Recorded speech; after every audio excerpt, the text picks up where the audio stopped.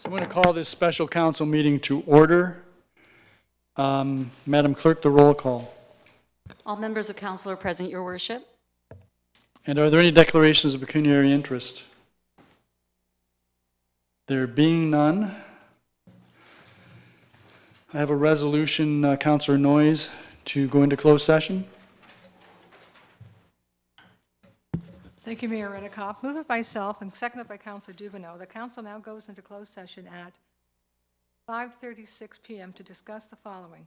Pursuant to Section 239 in brackets 2 and brackets B of the Municipal Act 2001, personal matters about an identifiable individual, including municipal or local board employees, regarding the CAO recruitment. Thank you. Are there any questions or comments? All those in favor?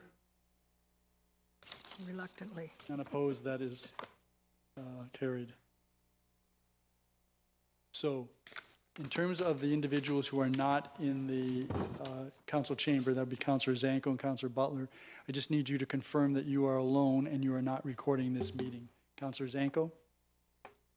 Yes, Your Worship, I am alone and I am not recording this meeting. Councillor Butler? Yes, Your Worship, I am alone and not recording this meeting. Thank you. So then, I presume, Madam Clerk, that the technicians will do their magic so that Councillor Zanko and Butler can... Okay, perfect.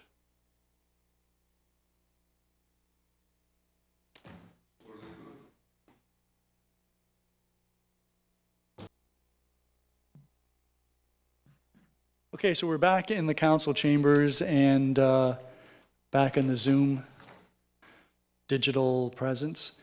Councillor Zanko, you have the motion for us to rise and reconvene from closed session. Yes, I do. Moved by myself, seconded by Councillor Dubanow.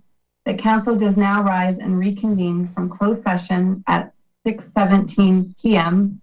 with report that the manager of employment services be directed to issue a request for submission for a search firm to begin CAO recruitment, and that council establishes a recruitment committee consisting of the mayor and 2 councillors, which will be Councillor Butler and Councillor McDermott. Thank you. Are there any questions or comments? If not, I'll call the question. All those in favor? Opposed? That is carried. Councillor McDermott, you have first and second reading for the confirmatory bylaw.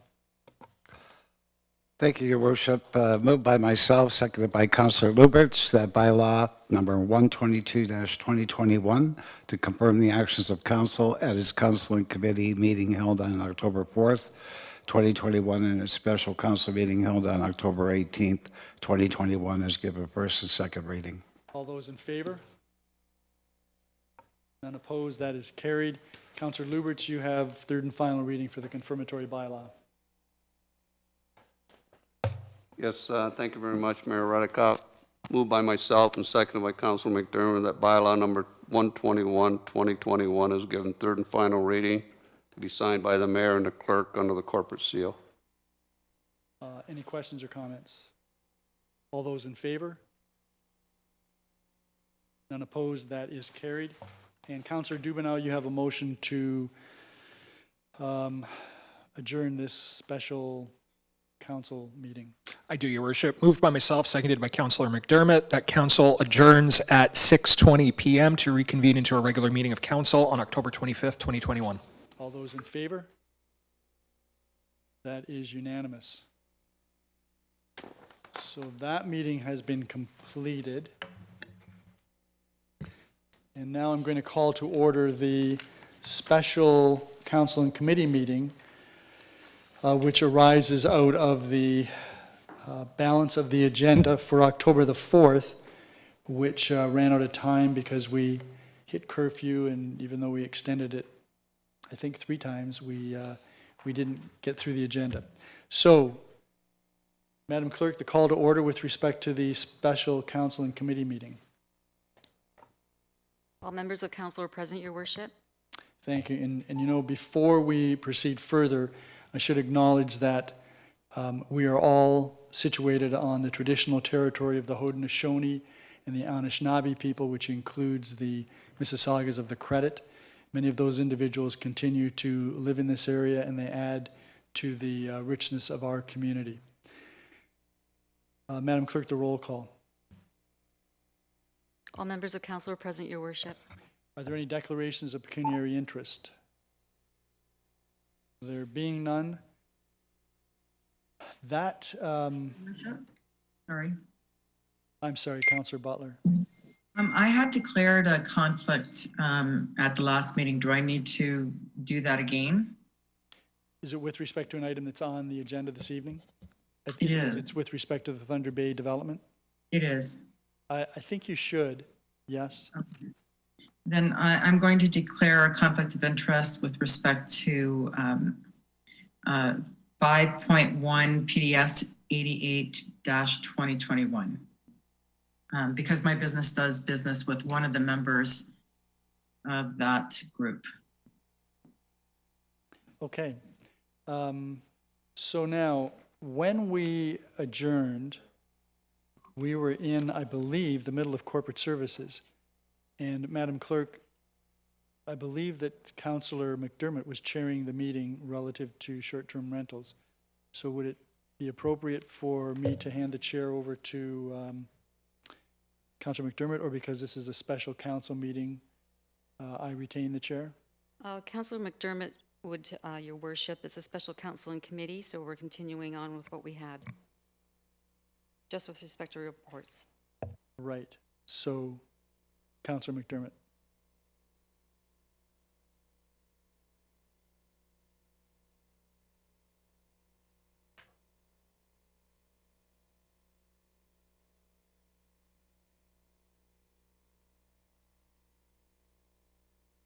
And you know what, Councillor McDermott, before I hand the chair over to you formally, I should point out that there was an addendum to highlight the fact that the one recommendation that's referred to as recommendation A in the recommendations adopted on October the 4th actually should refer to 1-bedroom and 2-bedroom units with a license fee of $750. So that was an addendum that was circulated.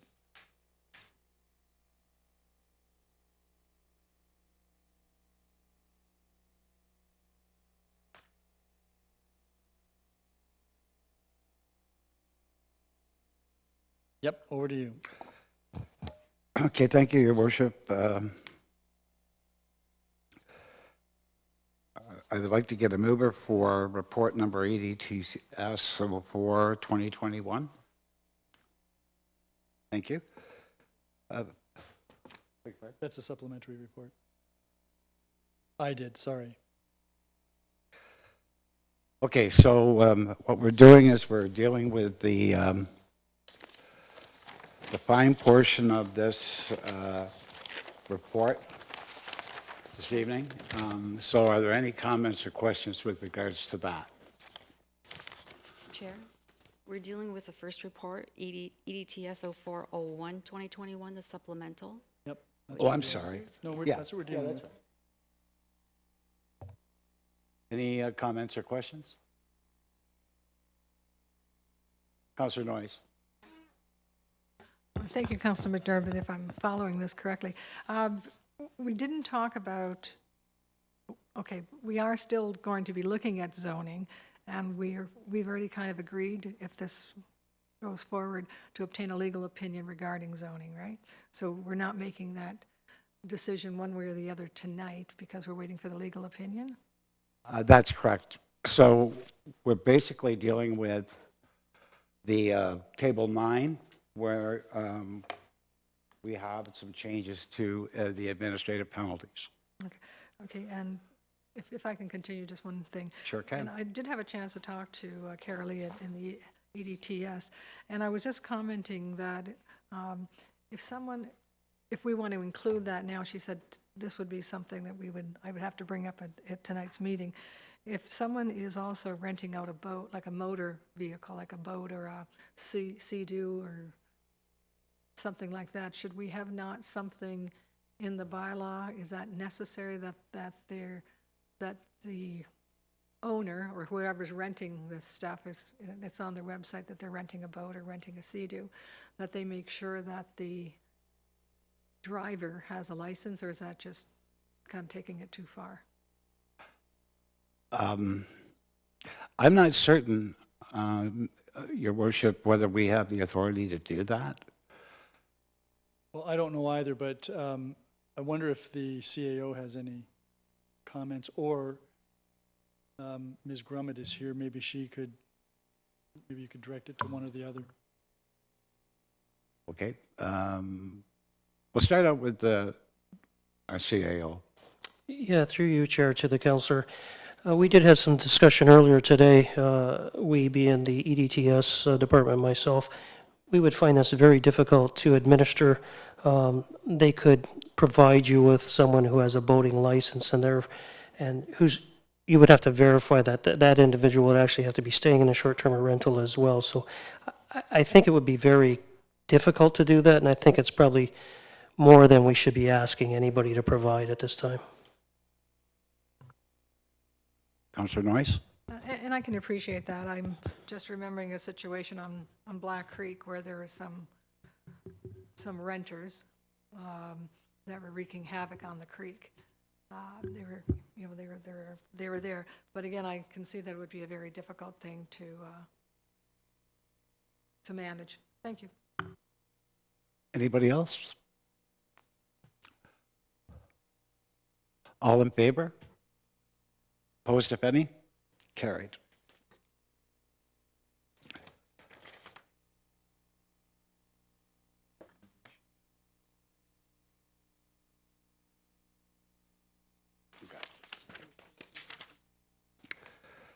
Okay, so I need to get a movement for EDTS 04-2021, the short-term rental report 2021 pilot project year review and analysis. I think it's already on the floor, Madam Chair. It is. Okay. It was moved October 4th. Comments or questions? All in favor? Oh, I'm sorry. Councillor Dubanow? Yeah, thank you, Mr. Chair. Just a quick comment. Just to confirm that this is just dealing with the fine-related portion that we already that we deferred. Everything else has already been passed by council, and I just wanted to confirm that. That's correct. Thank you, Mr. Chair.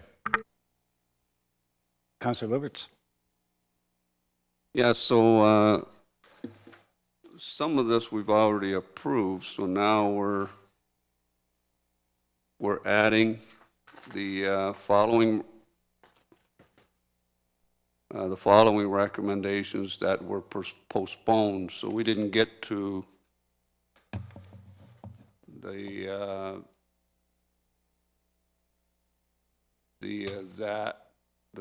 second that commencing January 4th, 2022. No. We didn't get to that yet? Yeah. So that's what we're Yeah, yeah. discussing now? No. Your Worship? Yeah, so for clarity, if you go to page 3 of the agenda, you'll look 2/3 of the way down in bold print, the following recommendations were postponed. So we didn't get to deal with Table 9, which is the penalties, and we didn't pass the resolution that a bylaw be submitted because we hadn't dealt yet with the penalties. So those are the 2 items that are left for us to deal with. Yeah, that's what we're dealing with now, That's right. is the last 2. Anything further? No, well, just a little comment. Okay. I think we all received the emails about the short-term rentals and stuff, and I received a phone call this afternoon as well. And I just wanted to make a comment that, same comment I made to the gentleman I talked to on the phone is, you know, this whole short-term rental thing is basically new to the municipality. And, you know, these are some of the growing pains that we all have to go through. And although, you know, we all got the emails and we read what everybody had to say, I want to get forward to everybody that this is not something where we're discriminating against anybody or we're attacking short-term rentals. We need a starting point as to how we're going to deal with short-term rentals in the town of Fort Erie. So I think this is a good starting point, and I think everybody needs to understand that as we move forward with these recommendations and these rules, I'm sure that we're going to find that we can make some modifications and changes as we go along. So over a period of time, we'll be reviewing what we have. People will come forward, make recommendations to some changes, and those changes will be made.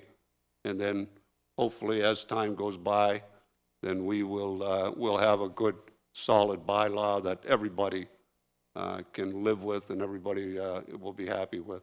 I just wanted to make that comment, Mr. Chair. Thank you, Councillor Lubberts. Councillor Dubanow? Yeah, thank you, Mr. Chair, for allowing me to speak a second time. I just want to echo comments similar to what Councillor Lubbert said.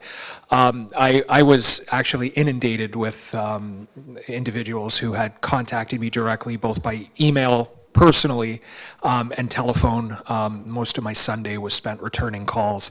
I've had a lot of concern raised by operators, and I'm planning on raising those concerns. It's just tonight is not the evening to do that. We've already passed the other portions during committee. There will be time to raise it. We still have to bring up a bylaw, and I intend to do that. But I am supportive of the fine structure that we've put in place, so that's why I am supporting this evening. And there will be more opportunity to speak and proceed forward. As Councillor Lubbert said, we're still trying to iron this out, and we'll proceed through that and do it as necessary. So that was just a quick comment, Mr. Chair. Thank you. Thank you. Anybody else? Your Worship. Yeah, thank you, Chair. Just very briefly, and to follow what Councillors Lubberts and Dubanow have said, you know, this is not an exercise to punish anyone. This is an exercise to try to find out how we continue to build our community. And there are a number of facets that we're being challenged with here. It's a new type of economy, and it's one that we recognize there is some need for, particularly in terms of the hospitality industry and the tourism aspects. That's one hand. On the other hand, we've got a whole bunch of issues that we're working on, trying to make sure that we can provide the housing for our residents, that we've got livable communities, that we have employment opportunities for people, and it goes on and on and on. We're responsible for a plethora of issues, not just this one issue. And we're all trying very hard to make sure that we're taking into account a variety of considerations that reflect on how we make sure that this is a good community. I've been somewhat gratified by the number of emails that we've received from people who have taken advantage of staying at short-term rentals in Fort Erie, in particular Crystal Beach, and a lot of positive comments. And that's kind of an affirmation of what we're trying to do in terms of this community. On the other hand, there are people who are living in neighborhoods and they're seeing something take place that, in all fairness, wasn't intended. Residential neighborhoods weren't necessarily intended to be commercial enterprises. So we're trying to balance that, and I'm quite confident that this council will reach good decisions. We're getting very good advice from staff. We're getting very good information all around. We're trying to listen. We're, like Councillor Dubanow, Councillor Lubberts, all of us, we're trying to be responsive to the people on both sides of this issue. But it's an important issue, and it's a new issue, and I will remind everyone that it's a pilot. We're still working through a pilot, and ultimately, my focus is on what is the best decision that we can make for our community, period. And so I appreciate some of the emails that we've received. I don't appreciate some of the emails that I've received, but hey, I put myself in harm's way. That's part of the job. So I just think that people need to appreciate that we're not dealing with this cavalierly, and we're definitely not dealing with this trying to damage anything, destroy anything, or punish anyone. That's not the issue. That's not the point, and that's not what we're doing. Does anybody else wish to make a comment? Well, I guess what I have to say is that in any decision that we make here, I know full well, ever since I've been here, that we've always made the attempt to be fair and balanced in everything that we do, and that we take into account all the working parts that come with short-term rentals. And I suspect that, you know, over time, over the next few months, we'll get to where we want to be. So I think people have to realize that councils aren't perfect, but at the end of the day, they want to be fair and balanced, and that's what they want to be known for. And I think along the way that we go, we will get there because we have an excellent council here. So that's my comments on that issue. So, can we now vote on the recommendation that, get a mover to, or is that already? Go down the floor. Okay. Can we then vote on this recommendation that council directs that commencing January 4th, 2022, the penalty shall be increased to set out in Table 9 on page 18 of the report number EDTS 04-2021. All in favor? Opposed, if any? Carried. Chair, that resolution, that recommendation and report also included that a bylaw be submitted That's to correct. council. Okay. I have one more here that council directs that a bylaw be submitted to amend business licensing bylaw number 21705, Schedule 13 accordingly. All in favor? Opposed, if any? Carried. Back to you, Your Worship. Thank you very much, Councillor McDermott. And that takes us to Planning and Development Services, and that is Councillor Dubanow. Yes, thank you, Your Worship. Planning and Development Services is in session this evening. We have one report on the agenda, PDS 88-2021. That's the proposed zoning bylaw amendment and draft plan of subdivision for 3285 Thunder Bay Road. Can I get a mover for that? Councillor McDermott. That report is now on the floor for questions or comments by council, and bear with me because I'm trying to do it in person and on screen as well. So same as last time, I'm getting used to this, guys. Any members of council, questions or comments? Councillor Noyes, and then I'll go to Councillor Lubberts. Thank you, Councillor Dubanow. I think it was, at least it was obvious to me that perhaps the environmental impact study that was done was lacking and perhaps needs to be looked at again. I know that there was a number of issues brought up in regards to the timing and the length that the study was actually done may not have been a true reflection of what's going on there.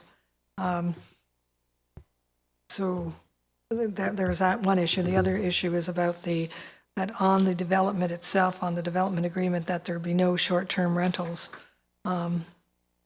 be allowed in this subdivision. Thank you, Councillor Noyes. Councillor Lubberts. Yes, thank you very much, Mr. Chair. Yeah, I just want to echo what Councillor Noyes was saying about the EIS.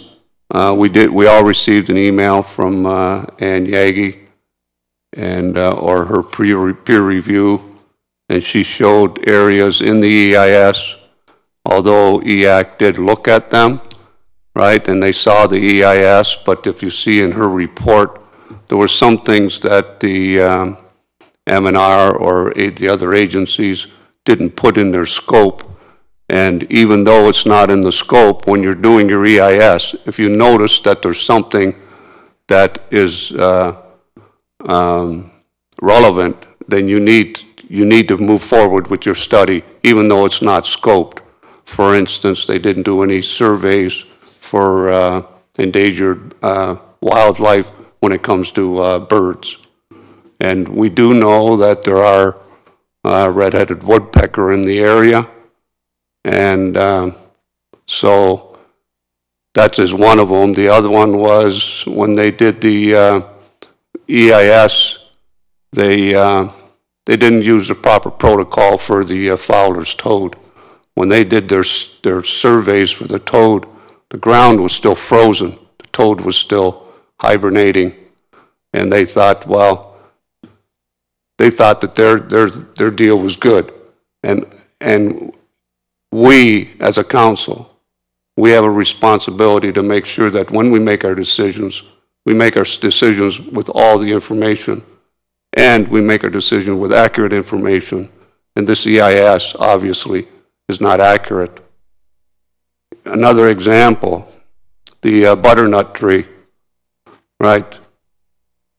Again, Ms. Yagi says that they're assuming, and they put in their report that they were assuming that it was planted. And even the consultant, when I asked the questions at the last meeting, they confirmed that they didn't have any documentation. They couldn't prove that it was planted. They just assumed that it was planted. But the owner of the tree, the neighbor next door, claims that they own that tree, and she claims that it wasn't planted. It was there naturally. So it does deserve protection under Endangered Species Act. And in the report it says that because it was planted by somebody else, it doesn't meet any of the criteria for the protection. And so I think that the firm that did the EIS needs to go back and complete the study, and they need to follow the proper protocol. So I won't be supporting this tonight, and I don't know if I can make the motion that that Beacon goes back and does the proper studies and follows the proper protocol that and deals with the issues that were brought up by Ann Yagi. If I can make that motion tonight. Yeah, certainly, Councillor Lubberts, you can do that. I would like to ask Ms. Dolch, though, just if she can perhaps clarify about the scoping of the EIS and how that came about, because it seems we have two conflicting EISs here, one that's being submitted by the developer and I believe the region that's been submitted to them as well. And then we have a peer review here that was not initiated by the town or any government agency, and it was done by, I believe, residents in the area when I asked the question during the last meeting.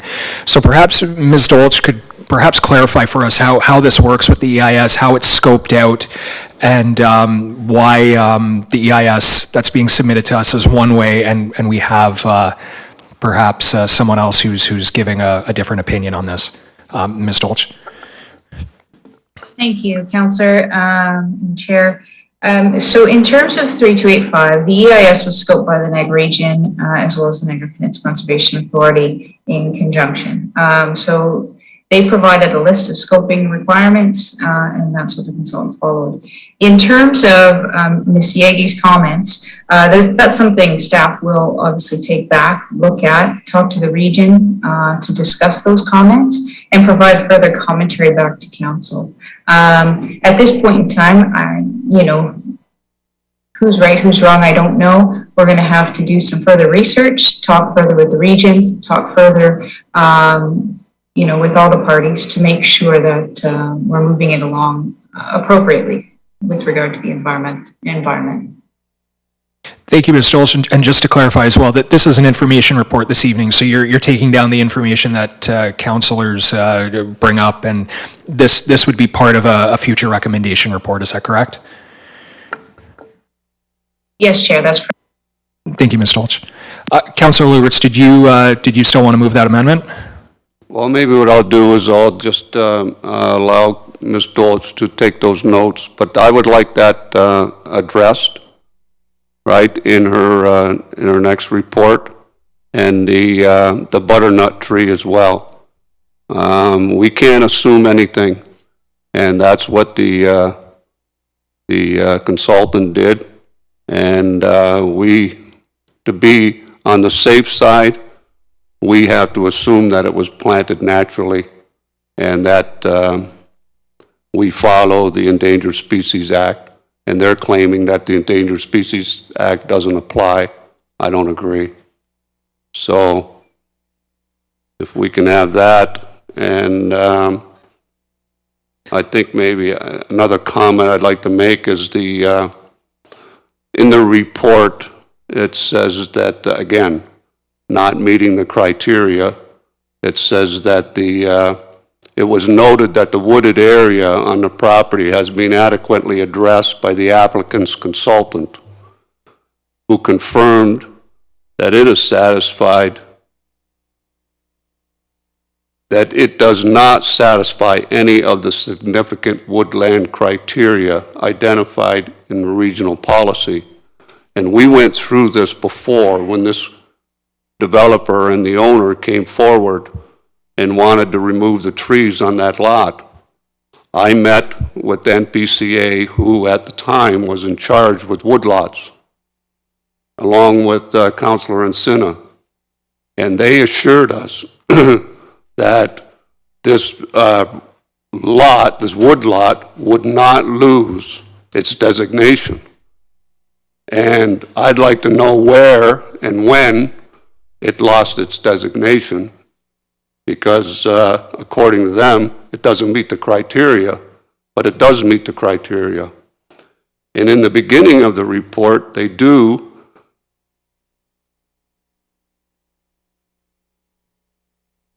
verify that the site is mainly treed on the north side of the water course, which is the side that they cleared. So the south side of the water course is the manicured lawn, the north side is a treed area, and they say that right in the report. So they do confirm that they realize it is a treed area. And so there's a lot of inaccuracies here that need to be made accurate. And we need to know that as a council. We can't have firms coming into the town of Fort Erie and coming to our podium and telling us things that are not true or are not accurate. I see Ms. Dolch is taking notes here, so I'm confident that we're going to get that. And I'm just wondering if perhaps, just to add to that, if perhaps we can get some comments on the peer review as well, if they're willing to offer up any comment on that. I'd be curious. But Your Worship, I did see your hand up. Is Councillor Lubberts finished? My apologies, Councillor Lubberts. Sorry. Yeah, I just wanted to perhaps follow along both Councillors Noyes and Lubberts. But let me start with the butternut. That appears to be located on the property of the neighbor to the east. And regardless, I believe it's adjacent to land that is going to be eventually transferred to the municipality. Is that correct? Ms. Dolch, should you be able to clarify that? Through you to the mayor, that's my understanding. It's on the property to the east, and it is adjacent to the lands that will be dedicated as parkland and on this plan. Your Worship. So that being the case, is there any difficulty in us ensuring that there's an adequate setback from whatever might be built? We're certainly not going to be building anything, are we? Ms. Dolch. Through you to the mayor, provided the tests are the test that it is an actual butternut tree that has not been planted and is natural, and all the requirements are met, that setback obviously would be required, and it shouldn't cause us any angst on our parkland use. Your Worship. Well, in view of the fact that the property owner where the tree is located has confirmed that her father didn't plant it, she didn't plant it, I don't know who would have planted it, and the consultant didn't seem to have an indication that he knew how it was planted. I should think that we could at least take the safest route and treat it as an important tree and just make sure that there's a setback. Is that a possibility? Ms. Dolch? Through you to his worship, I would go back to the consultant, obviously pose those questions raised by Ms. Yagi, and have him confirm if that's the appropriate mechanism and measure to do that. I don't know the setback required. I'm not an expert in the environment, but I definitely we will reach out to the consultant and have him confirm the setback needed for the butternut tree. Thank you. And then just with respect to the environmental impact study itself and how it was scoped and how it was completed, and from your perspective, should we not be concerned that an aspect of it that appears to be clearly curious, which is looking for Fowler's toads in March. Does that cause any concern for you? I know that you're not the person responsible for reviewing the EIS, but this is our community, and we look to our top planner to be making sure that we don't miss anything. Ms. Dolch? Thank you. Through to your worship. Obviously, we rely on the consultants. If we have some concerns, we're always able to ask for that peer review, an actual formal peer review by the municipality if we do have concerns. In this case, the region did review that EIS, didn't raise any alarm bells, but we will follow up. Obviously, Ms. Yagi has some points to be made, and we'll follow up to make sure that the Fowler's toad analysis was done in accordance with ministry requirements. Those obviously would be a concern. I can't say myself whether or not it seems logical, yes, but I can't say for sure. I'm not an expert in the environment to say whether March is an acceptable month or not. So I don't want to mislead council in any way, but we will definitely get those answers for you as we move forward. Right, and if I might share, the other aspect of all of this, and Councillor Lubberts alluded to it, is the clearing that took place. This is a relatively large parcel of property that was primarily wooded at one point, up until the emerald ash borer appeared and decimated the ash within the woodlot. But my recollection, and I think Councillor Lubberts raised it at the meeting on October the 4th, was that the authority given to the owner to clear the dead ash had parameters, and the parameters really related to the perimeter of the property. Is that accurate? Ms. Dolch? Thank you. Through you, to His Worship. I'm actually going to transfer that to Mr. Butler. I know he did all the research based on what occurred during that period, so I'll just transfer the question to him at this point. Yeah, certainly. Mr. Butler? Yeah, thank you, Chair, to the Mayor. On page 17 of the report, it includes the recommendation that was approved.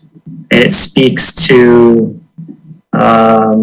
removal of an access corridor. Only dead ash trees can be removed to establish the access corridor. And that was back a few years, I think, of part of the last council. And the other regulation at play would have been the region's tree bylaw.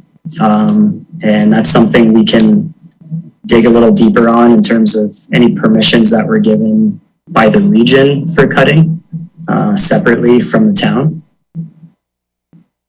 Yeah, that's great, and I appreciate that. I guess the challenge that I'm having is that our expectations, perhaps as a council or a municipality, may not be always aligned with the region or the Conservation Authority when they had this responsibility for trees. And I think we need to make sure that there's either A, some alignment, or B, we have some regulations of our own relative to tree removal, because this is starting to become a bit of a challenge. And it's not only trees, but it's also undergrowth on some parcels. And we're seeing some stuff being done by some of the developers that is creating problems for themselves, other developers, and it's creating problems for us, because it appears that we're quite casual about trying to protect our natural environment, which could be nothing further from the truth. I think this council has done more to try to ensure that we can protect our natural heritage features than any other council, certainly any of the councils I've ever been on, and that's 5. So that I think we need to get a handle on that, because this is all now of a picture here where we've got the trees being removed, we've got the EIS, which is somewhat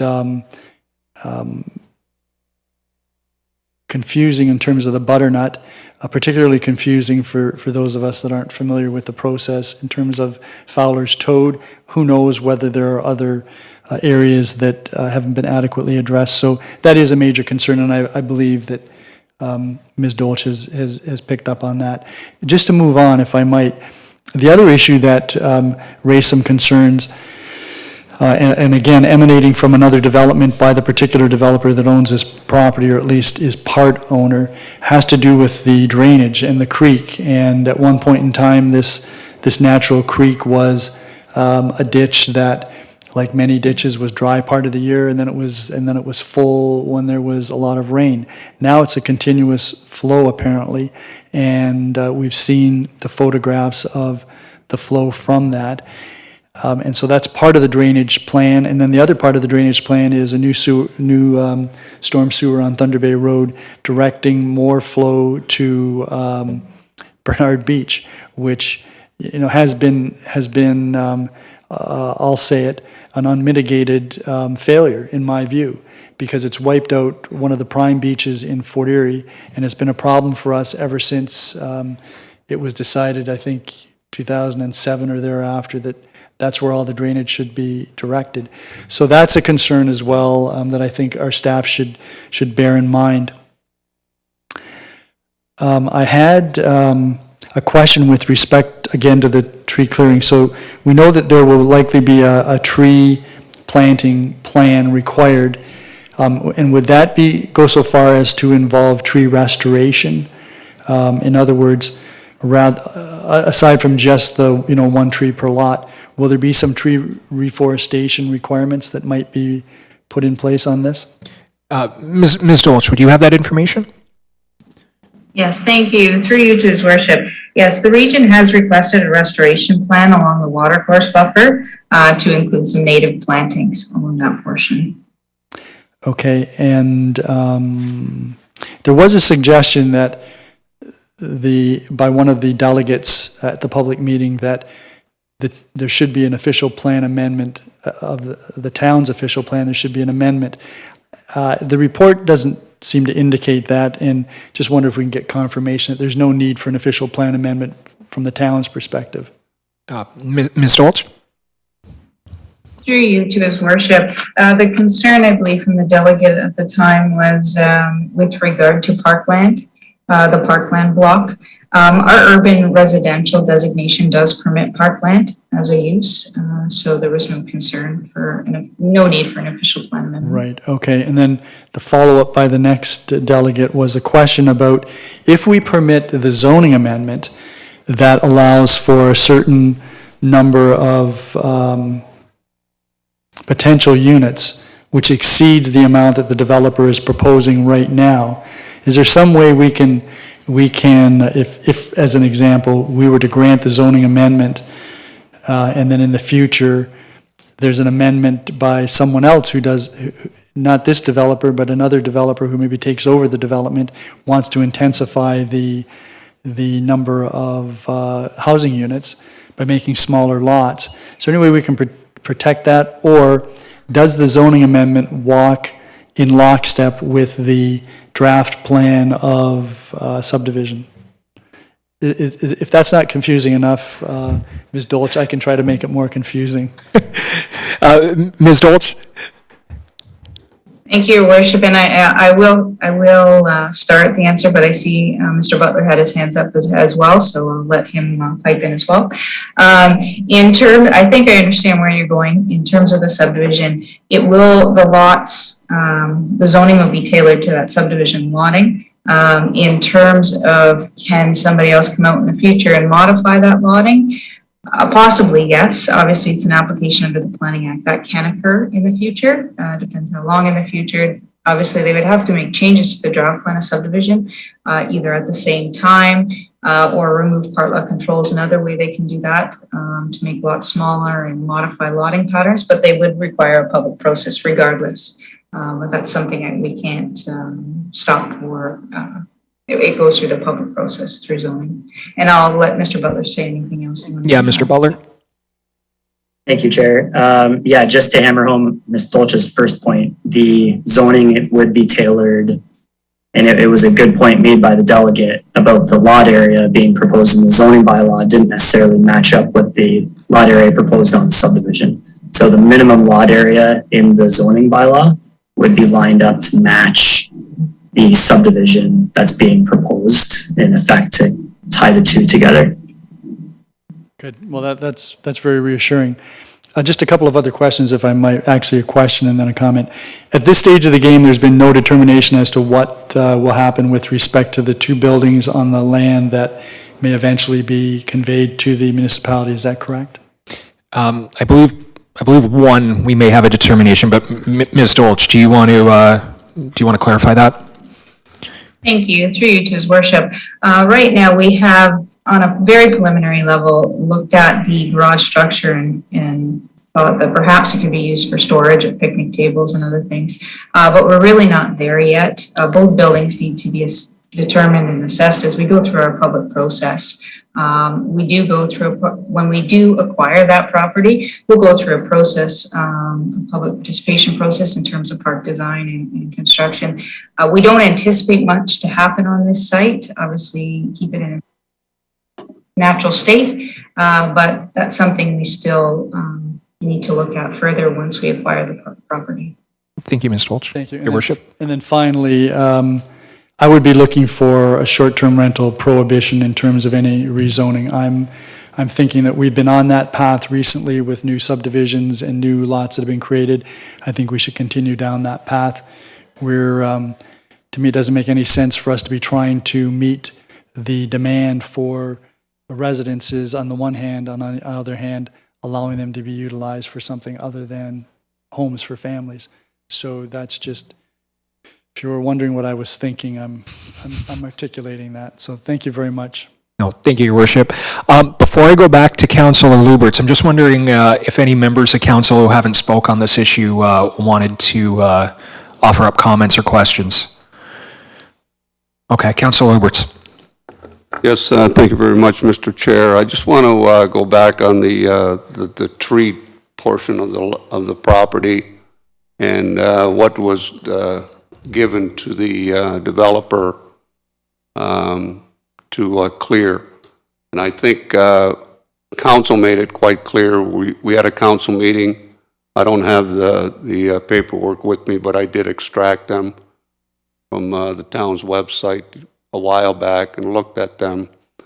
So basically, we gave them permission to take trees down that caused a hazard because they were worried about liability. And it was basically the perimeter. And then I think there was some interior work for access to something. And then when Councillor Encina and I met with NPCA, and at that time, the NPCA, they were in charge of the region's tree bylaw. The arborist at that meeting basically reiterated that what they agreed to with the developer was the same thing that council approved, just to clear around the perimeter and, just to relieve them from their liability. But he never gave them permission to cut the whole lot down. And that was spoken by the arborist at our meeting, and hopefully Mr. Encina will verify that because he was there at the meeting. I brought him in with me. So that's my recollection of what happened. And another point that I wanted to make too, just to follow up on some of the things that Mayor Redekop said about making sure we need to be sure that we got everything right. One of the things that happened with this lot was it was a tree lot, 2 hectares. And council gave passed motions to allow the developer to clear that lot, not clear it, but to cut trees down on that lot, at which time we really didn't have the authority to do that because we didn't have the authority to do anything on a wood lot over a hectare. And this was 2 hectares. So why we were given direction to the developer to cut trees down, I don't know. But we shouldn't have been doing that anyway. It should have all been on with NPCA. And so, we need to make sure that we have the proper agencies involved. And again, other things have been said tonight and about, the scope of these agencies, and these agencies didn't give the scope for this and they didn't give the scope for that. If they don't give that scope, that doesn't relieve you of your duties when you're doing an EIS. And if you're not doing the EIS properly, you can't just assume that these things are okay. Because even in Ms. Yagi's report, she did mention that the developer said to M&R, if we didn't hear from you within 30 days, we'll just assume that everything's okay. You can't do an EIS like that. You got to do the work. And if you don't get the comments, we all know what's going on with M&R. They're short-staffed. They don't have the resources that they had before. Their funding has been cut by the province, and they're having a hard time making their deadlines. So if you don't hear from them right away, you don't just assume that everything's okay. You wait until you get your comments. And that's all I have to say, Mayor, or Mr. Chair. Thank you. Thank you, Councillor Lubberts. Before I call the question, I know we've had a few councillors speak. I'm just going to ask one more time if anyone had any questions or comments before we vote. I'm going to look behind me too to make sure. Okay. So I'll call the question then. All those in favor? And the report carries.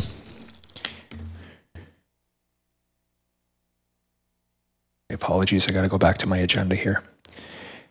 And it looks like that's all I have for this evening, so I'll hand the chair back to you, Your Worship. Well, you've got new business inquiries, and then you've got the business status report. I think we're, I don't see it on the agenda. I think we're going to do that Okay. when we do this all over again. Back to the original minutes, yes, okay. Quite correct. So that then takes us to infrastructure services, and is that Councillor Noyes or Lubberts? Councillor Lubberts. Yes, thank you very much, Mayor Redekop. Infrastructure Services is now in session. We have one report, IS 46 2021, Crystal Beach street name signs. Do I have a mover? Councillor McDermott, that report is on the floor for any comments or questions. Mayor Redekop. So, Mr. Chair, I'm glad to see that Mr. Walsh is here because this is an issue that we've had a fair bit of discussion about, and I actually received an email. This was on the October 4th agenda. I actually received an email October the 5th because the BIA, Crystal Beach BIA, actually had a meeting the same night that we had our meeting. And although this report calls for there to be a public process, the BIA seems to be of a view that they're wanting to go ahead with what they've got, and I think they're concerned about timing. So I guess the conundrum for me is that, or I was contemplating maybe asking for this to be put over to next Monday to allow Mr. Walsh to have some further dialogue with the BIA. He's been through the dialogue quite a bit, number one, and number two, I think he's on vacation. And that being the case, I don't really want to drag him into having to work while he's on vacation, on the one hand. On the other hand, I know that the BIA's position on this is somewhat different than what's in this report. I'm not opposed to public consultation. This is a BIA that has taken the initiative, and like many other things that the BIAs do, they sometimes have public consultation, sometimes it's smaller than a large, broad public consultation. It's not a matter of, I think, whether we like the design of the signs, the new signs. I think it's a matter of whether the business people in the CBIA like the signs. So I note, Chair, that we have Mr. Walsh here. If he were here, he might want to strangle me. But I wonder if we could ask him whether he'd be willing to have one further discussion with the BI, with Mr. Fretz, the chair of the BIA, if we were to put this over to next Monday, or whether he would just as soon we deal with it tonight, one way or the other. Mr. Walsh? Would you like to speak? Thank you, Mr. Chair. I don't think next Monday is a critical deadline. I realize that the 100th anniversary of the founding of Crystal Beach is in the year 2021. We're almost done the year. I would hope that if we can get this settled, generally speaking, if we can get this issue settled before the spring and get the signs up, whatever they are, before the tourists arrive, I think that suffices everybody's needs. So I'd be happy to deal with it after, it'll be in 2 weeks' time. All right, so then perhaps we can put this over to the first meeting in November, which I think is November the, is it That would be the 8th, Your the Worship. 8th, November the 8th? So I would move that we put this, we defer this report to November the 8th to allow for further discussion.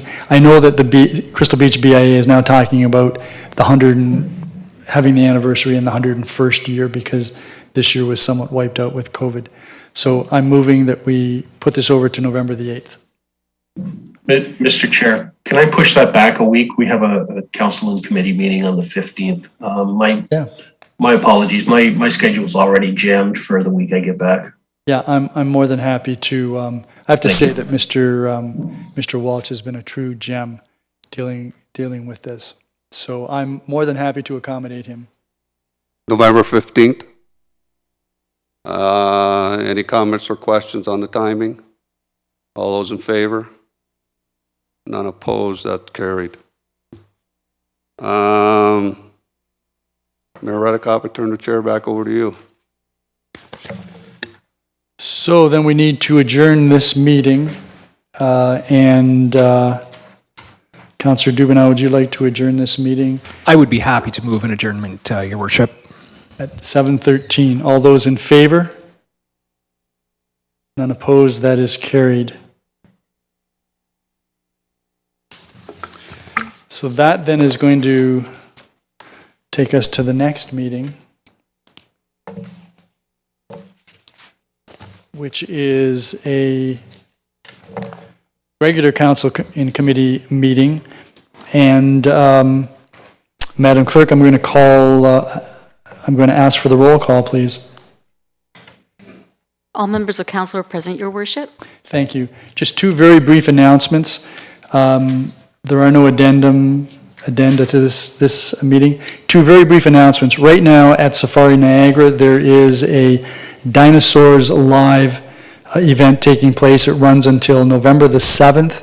It's being put on by Grow Community. It's supporting Grow Community Food Literacy Center and Community Support Services Network.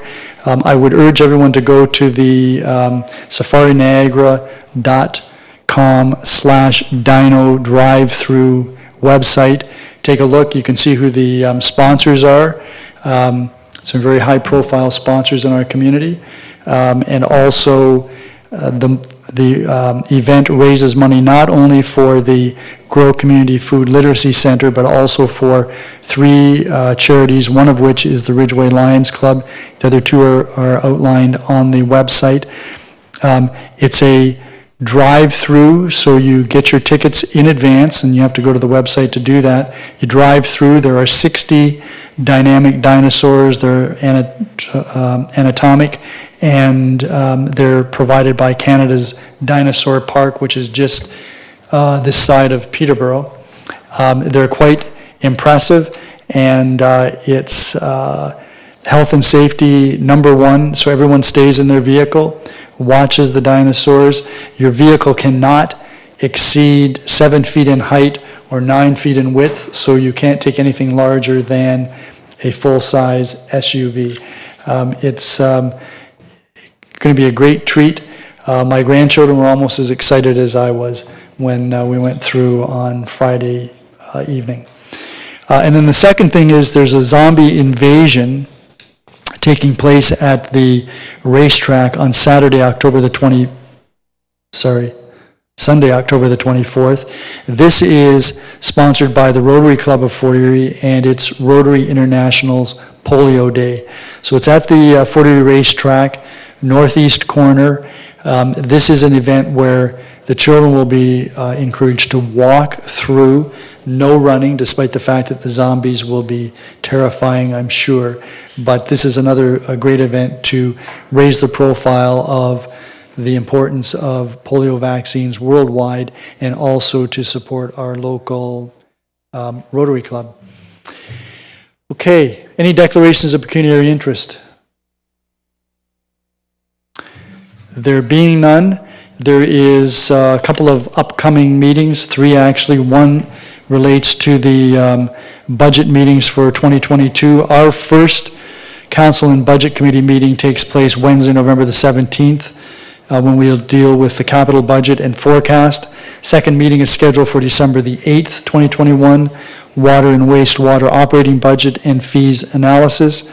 The third meeting, Wednesday, February 2nd, 2022, that will be the library assessment analysis and general levy operating budget.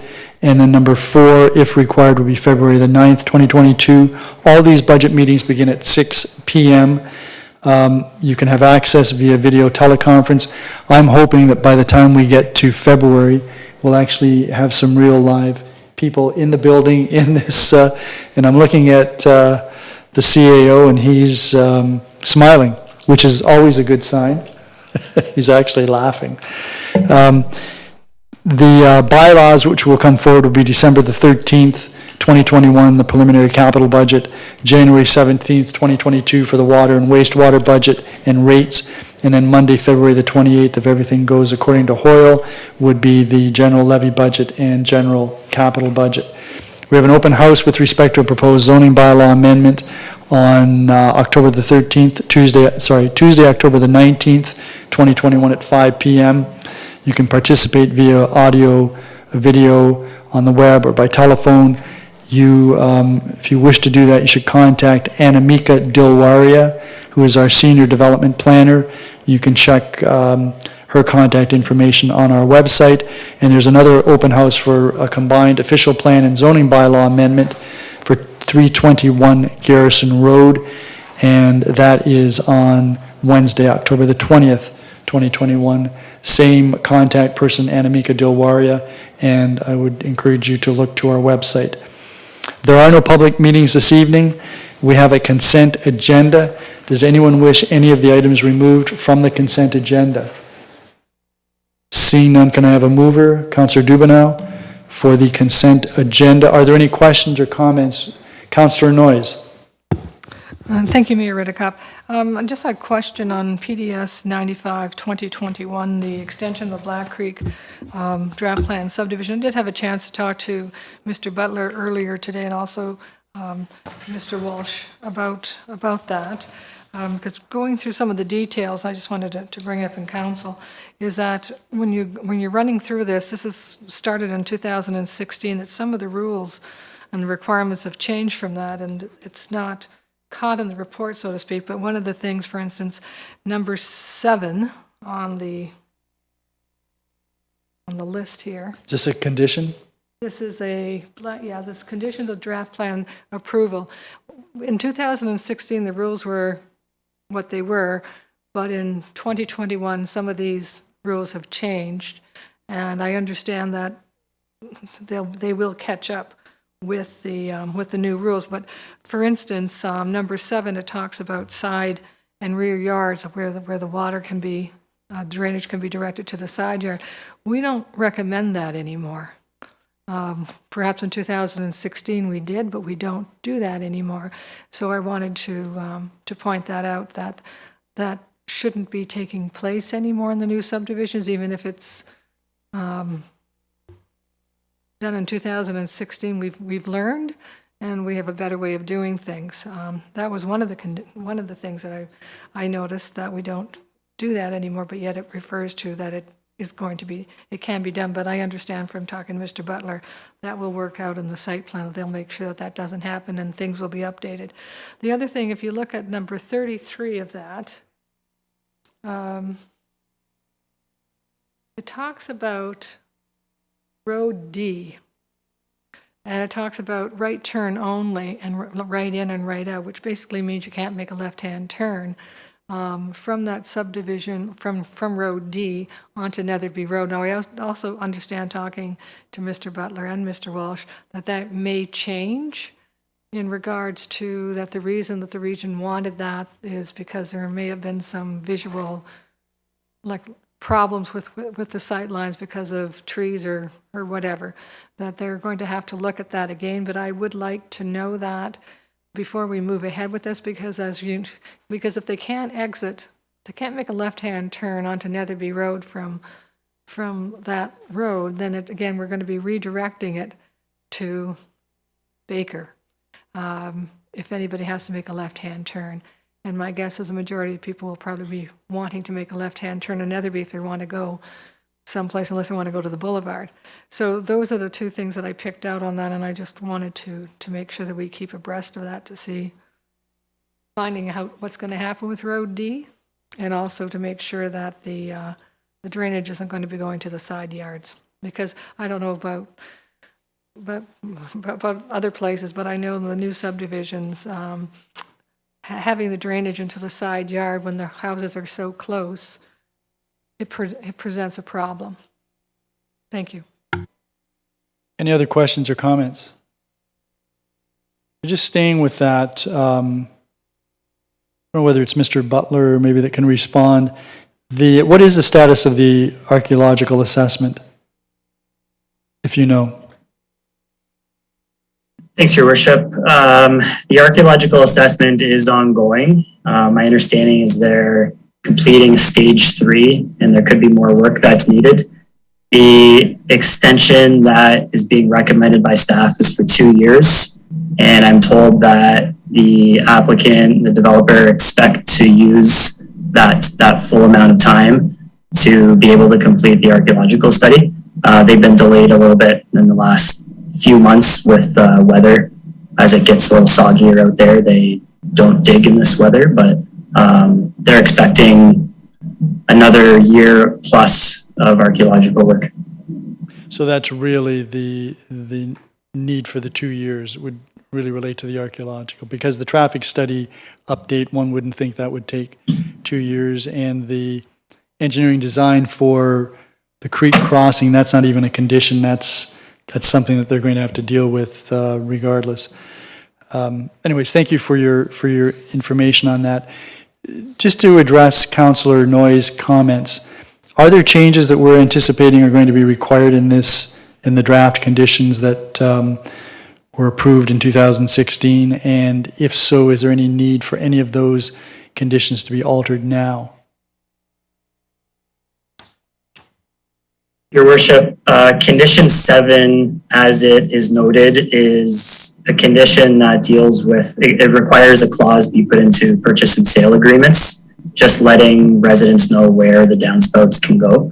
This clause was put in before the 2019 lot maintenance bylaw. In 2019, the lot maintenance bylaw was updated to say you basically can't put downspouts into interior side yards. We'll certainly clean that condition up in the subdivision agreements, but if council wish, you could direct staff this evening to say that condition 7 be updated to reflect the 2019 lot maintenance bylaw, and we could take care of that. Councillor Noyes, would you like to move that? Yes, I would.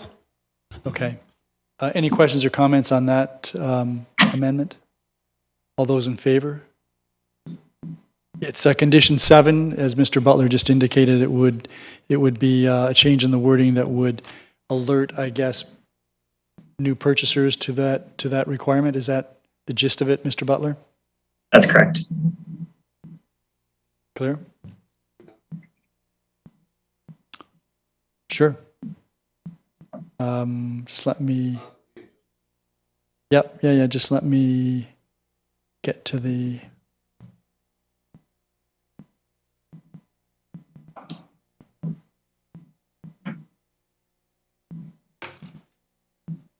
So the motion would be, Councillor Noyes, unless you want to tell me what the motion is, the motion would be that staff be directed to amend condition 7 of the draft plan approved conditions to reflect the requirement that there be accurate provisions regarding the downspouts and surface water discharge. Or do you have better wording, Mr. Butler? I could read an exact condition if you liked, and council could simply change the condition this evening. I can Right. provide that quick as well. So that'd be fine. So Councillor Noyes is amending that condition 7 be changed to reflect the wording that Mr. Butler is going to provide us. And that wording is that the subdivision agreement include a clause requiring that each agreement of purchase and sale state that roof downspouts shall discharge only to the ground surface via splash pads to either the front, rear, or exterior side yards. No direct connection to the storm sewer will be permitted, nor should downspouts discharge directly to the driveway or a roadway. Okay. Any questions or comments about the amendment? All those in favor? That is carried. So I had no further questions with respect to this report. Before we leave this report, does anyone else have any other questions about it? What I did have a question on was the IS 50.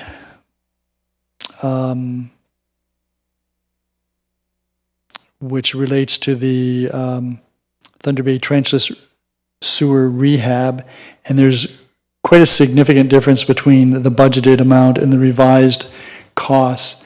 And I don't know, Mr. Walsh, whether that was as a result of the scope of this work or the processes, or if you would have any comment on that. My apologies. I wasn't involved in the process at all, so I can't comment on it.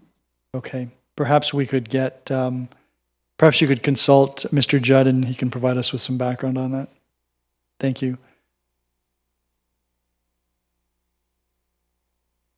Those are the questions I had. If no one else has any other questions, then I'll call the question with respect to the consent agenda items as amended. All those in favor? None opposed. That is carried. That then takes us to Planning and Development Services, so I'll hand the chair to you, Councillor Dubanow. Yeah, thank you, Worship. I'm just wondering if we could maybe recess for a quick 5 minutes before I assume the chair. So the beauty of having the chair, Councillor Dubanow, is that you can call a recess. Then you know what? If I've assumed the chair, I'm going to call a quick 5-minute recess. Thank you very much.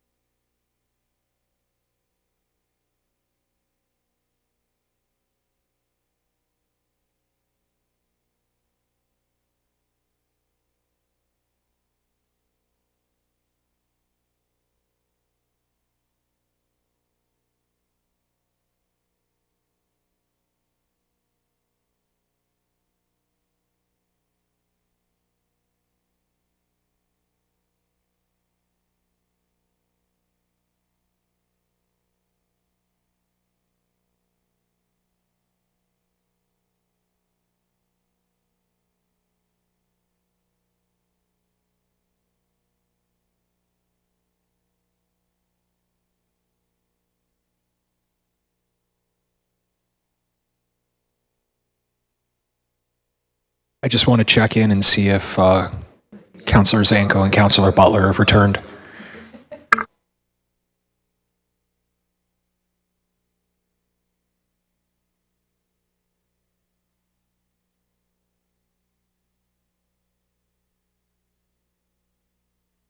I think we're still waiting for Councillor Butler.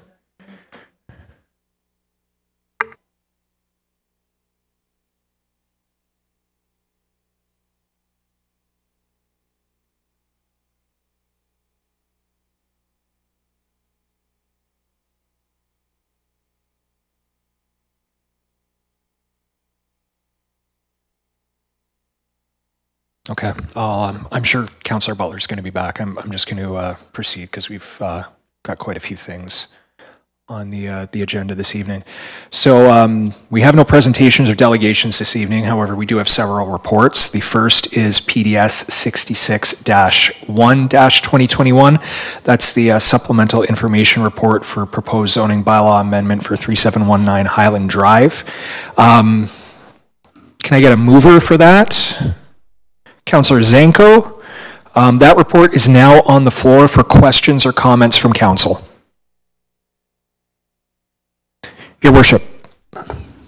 Thank you, Chair. Just a couple of questions. On page 6 of the report, there's a reference to a shipping container on the property, and the suggestion that if the severance application, when the severance application is dealt with, there'll be a requirement that that be removed. Why wouldn't we require it to be removed now? It's not compliant. I'm wondering if Ms. Dolch would want to take this one. Thank you. Through you to His Worship.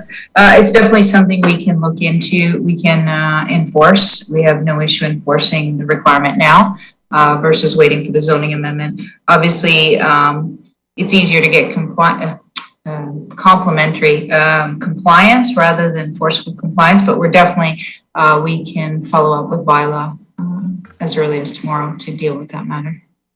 Your Worship. And then the second thing is I wanted to, just so that I'm clear, the lot that's going to be created, that's parcel 2. Is that correct? Ms. Dolch? That's correct. Through you to His Worship, that's correct. So for purposes of the draft zoning bylaw amendment that appears, I'd like to move an amendment so that paragraph 3 of the draft bylaw, which deals with part 2, include a restriction that short-term rentals be prohibited. So that's for the parcel that's being created. Okay. So, so you've moved that, so that's now on the floor. Do any councillors have any questions or comments related to the mayor's amendment? Okay, so I'll call the question on that. All those in favor? So that's carried. Back to you, Your Worship. You still have the floor. Yeah, no, I'm fine, thank you. Okay. Any other members of council have any questions or comments? All right, I'll call the question then. All those in favor? Opposed, if any? That's carried. So now we'll move on to PDS 66-2021. This again is proposed zoning bylaw amendment for 3719 Highland Drive. This was postponed from August 9th, 2021, where it was moved by Councillor Butler. So that's now back on the floor for any questions or comments from council. Oh, Your Worship. Yeah, just for clarification, that this is going to include the amendment that we just did in the on the last report. Is that correct? Yeah, Ms. Dolch, you just want to clarify that? I think it would, or perhaps even Madam Clerk can. I'll let whoever chimes in first. Yes, Chair, it would. And if we could, the previous one, can we vote on it as amended? My apologies. So we can we'll go back to 66-1 then, and we're going to vote on that as amended. And my apologies to the clerk. So I'll call the question again. All those in favor? And opposed? So that carries. Thank you, Madam Clerk. So we'll go back to PDS 66. Your worship, you still had the floor. Yeah, no, I just wanted to make sure that that carries over to this report. Any other members of council? Councillor Lubberts. Yes, thank you very much, Mr. Chair. I just need to get some clarification on where we're going with. On August 9th, when this report was first brought forward, did we not have a public meeting that night as well? And so was this report not for information at that time?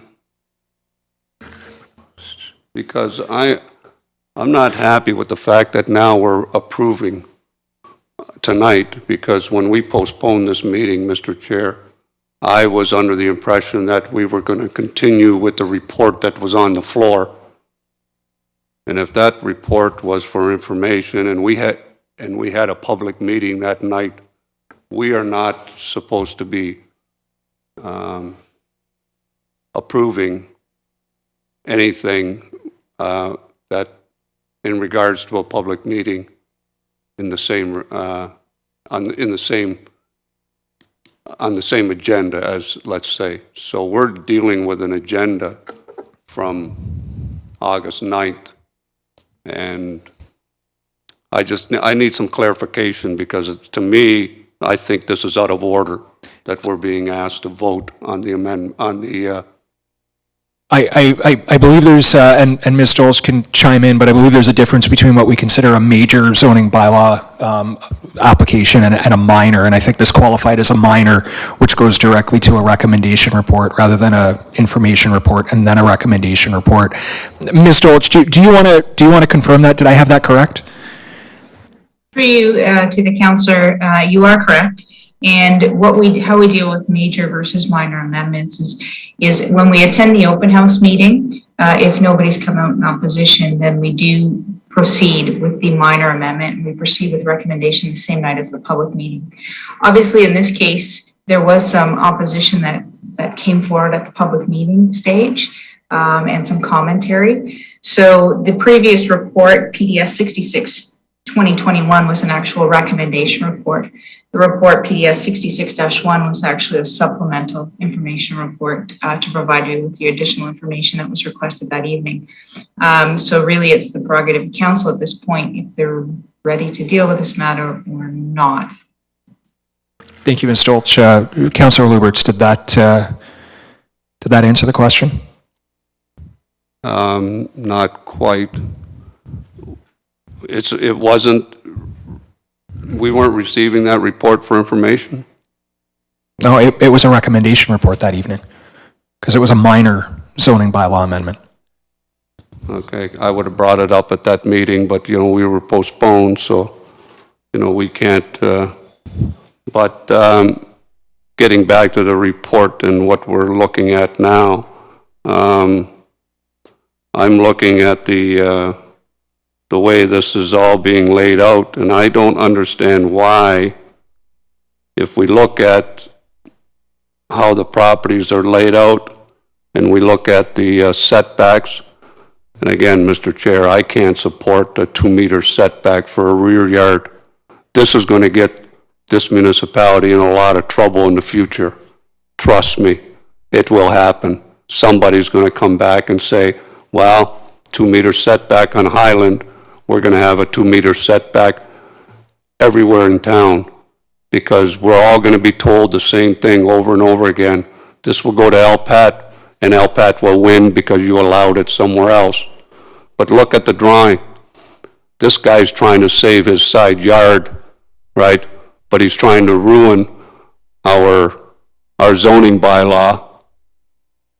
If he were to go on the side yard, he would still have his rear yard setback for the existing house, and he can get some variances, maybe if he needs them, on the side yard and still put this house on the side yard.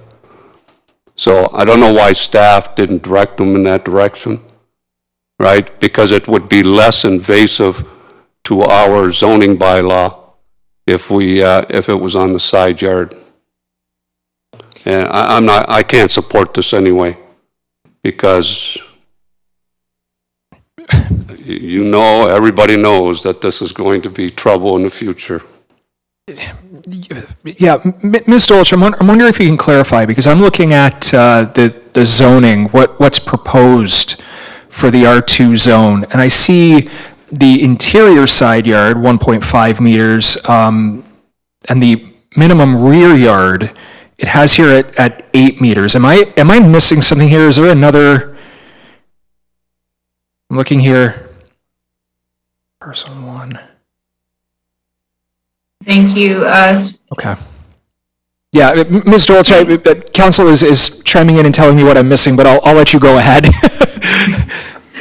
In terms of the bylaw itself, that's being under consideration. Obviously, you're looking at the other parameters that are required, but in terms of what's being proposed, they are proposing a side yard setback, and that's what we're recommending, a side yard setback of 10 meters, which would in effect act as the rear yard in this case. The bylaw does require that for the rear yard, and what we're doing is recommending that side yard be increased to 10 meters rather than staying a side yard at 1.5. And I can elaborate a little bit further. We have done this in the past, and through minor variances as well. What we call it is more of a technical variance or a technical amendment where the amenity space is still being provided. So what a rear yard does is act as an amenity space for the occupants of that dwelling. And what's happening here is we're making sure that side yard is maintained at 10 meters to make sure those inhabitants have their rear yard requirements. And then the actual informal rear yard at 2 meters would meet our normal side yard setback. Thank you. Yeah, I actually found the table here. So essentially we're moving it from one side of the house to the other, but we're still maintaining that, is at least what I understand here. Councillor Lubberts, I apologize for jumping in, getting that clarification, but you still have the floor. Was there anything else? Yeah, I'm not getting what Ms. Dolch is saying, because the existing house on the corner of Highland and South Mill, or north, is that, yeah, South Mill. The original house now is going to have a 2-meter rear yard setback. Is that correct, Ms. Dolch? Ms. Dolch? Through you to the councillor, that is correct. But the side yard will be increased to 10 meters, where it normally only requires, I believe it's 1.5 meters. The side yard setback for the original house is going to have 10 meters. Correct. But, Mr. Chair, when we have our side yard setback is a certain number. If you exceed that, then you exceed that. But we can't be transferring over, because however you look at it, when we get into an argument with a developer, all he's going to say is, this is what it says. You have a 2-meter rear yard setback. You want to transfer it over to the other side. If we've done that before, I'd like to know what properties we've done that, where we've transferred rear yard setbacks to the side yard, because it doesn't make sense to me. Show me where this has been done before in the town of Fort Erie. I'd like to see it, because I have a tendency that this is not common. This is so rare. Yeah, Ms. Dolch, I can think of, not exact with this level of size, but I can think of some examples through town. I'm wondering if you don't have that information in front of you right now, because you did mention it would be a what you call a technical amendment. So I'm assuming we've done this before. Is that something you can email out to council, or perhaps provide an inquiry, I guess a sheet that provides some information and background for council outlining where we have done this before? Thank you, Chair, and through you to the councillor. That we can provide that to you. You are correct. I don't have it on hand right now, but there are a number of them that have been approved either through minor variance or other situations. So we can provide that list, as far back as, I guess, 5 years back, if that's acceptable to the councillor. How's that sound, Councillor Lubberts? Yeah, I'd like to see that, but I can't support this tonight. Okay. Your worship? Yeah, I just wanted some verification from the planner, Ms. Dolch, that by approving this, we're not establishing any type of precedent that she would be concerned about in terms of the concerns that Councillor Lubberts has raised. Ms. Dolch? Through you to His Worship, no, there is no precedent setting here. We have to assess it based on every application on its own individual merits. And in this situation, obviously, we've established that the rear yard amenity space can be accommodated in the side yard, and that was our planning position on the matter for this instance. Obviously, if somebody proposed something less, we'd have to consider it under its own merits. Your worship?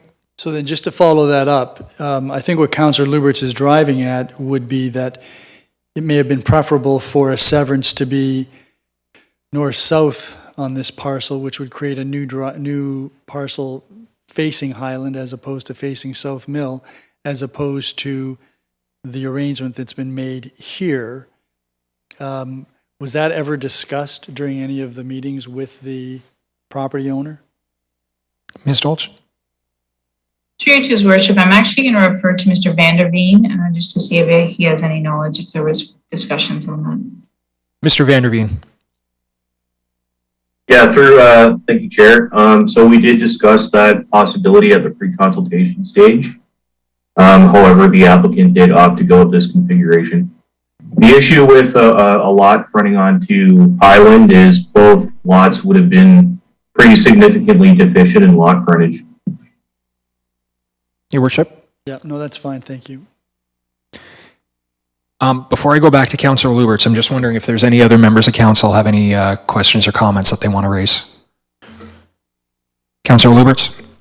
Yes, thank you very much, Mr. Chair. I guess to Mr. Vanderveen, can you explain to me that what you mean by the lot would be deficient in size? Because it looks to me like this would fit. Mr. Vanderveen? Yeah, through the chair to Councillor Lubberts. Yeah, the rear yard would have met. However, the lot frontage of the retained lot and the new lot would have both been significantly deficient.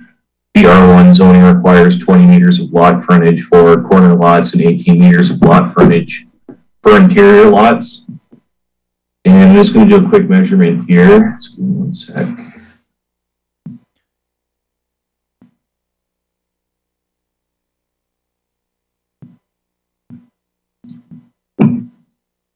So the frontage along Highland Drive for this parcel currently is 30 meters total. So they would have required 38 meters to sever off a lot facing Highland that meets the zoning bylaw requirements.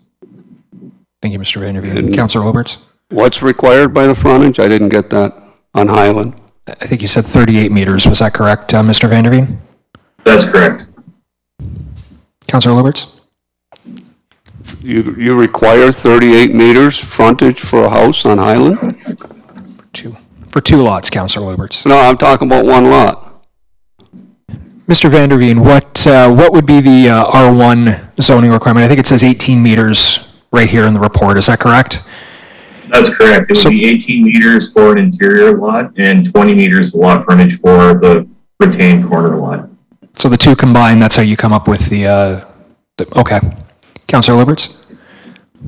So which one would not meet? I'm seeing that this year, if this house was on Highland, it would meet the frontage. You're saying that the existing house wouldn't meet the frontage? Well, I would imagine 30 meters cut in half, you're going to have less than 18 or less than 20 for either, but Mr. Vanderveen, you just want to clarify that? Yeah, through the chair to Councillor Lubberts. We don't have a proposal currently, so it's a little hard to say, but as the chair mentioned, for both lots, both the retained and the new proposed lot, would likely be deficient in lot frontage to a significant degree. Well, then couldn't we transfer that to the rear yard like we're doing now? you're transferring the rear yard to the side yard. Can't we transfer the side yard to the rear yard? Mr. Vanderveen? If both lots were to front on the Highland Drive, yeah,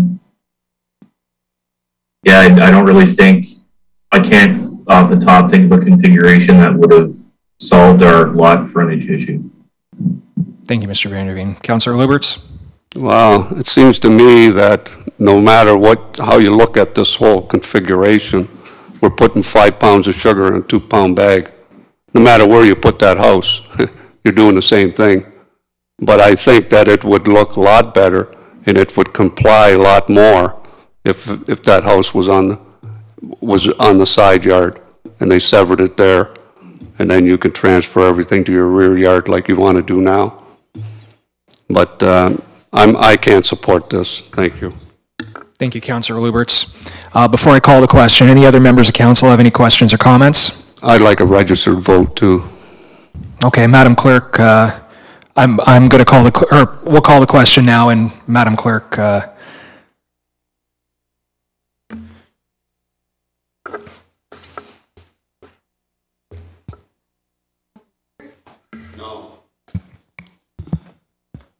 Councillor McDermott. In favor? Councillor Butler. In favor. Councillor Zanko. In favor? Councillor Dubanow. yes. Councillor Noyes. Yes. Mayor Redekop. Yes.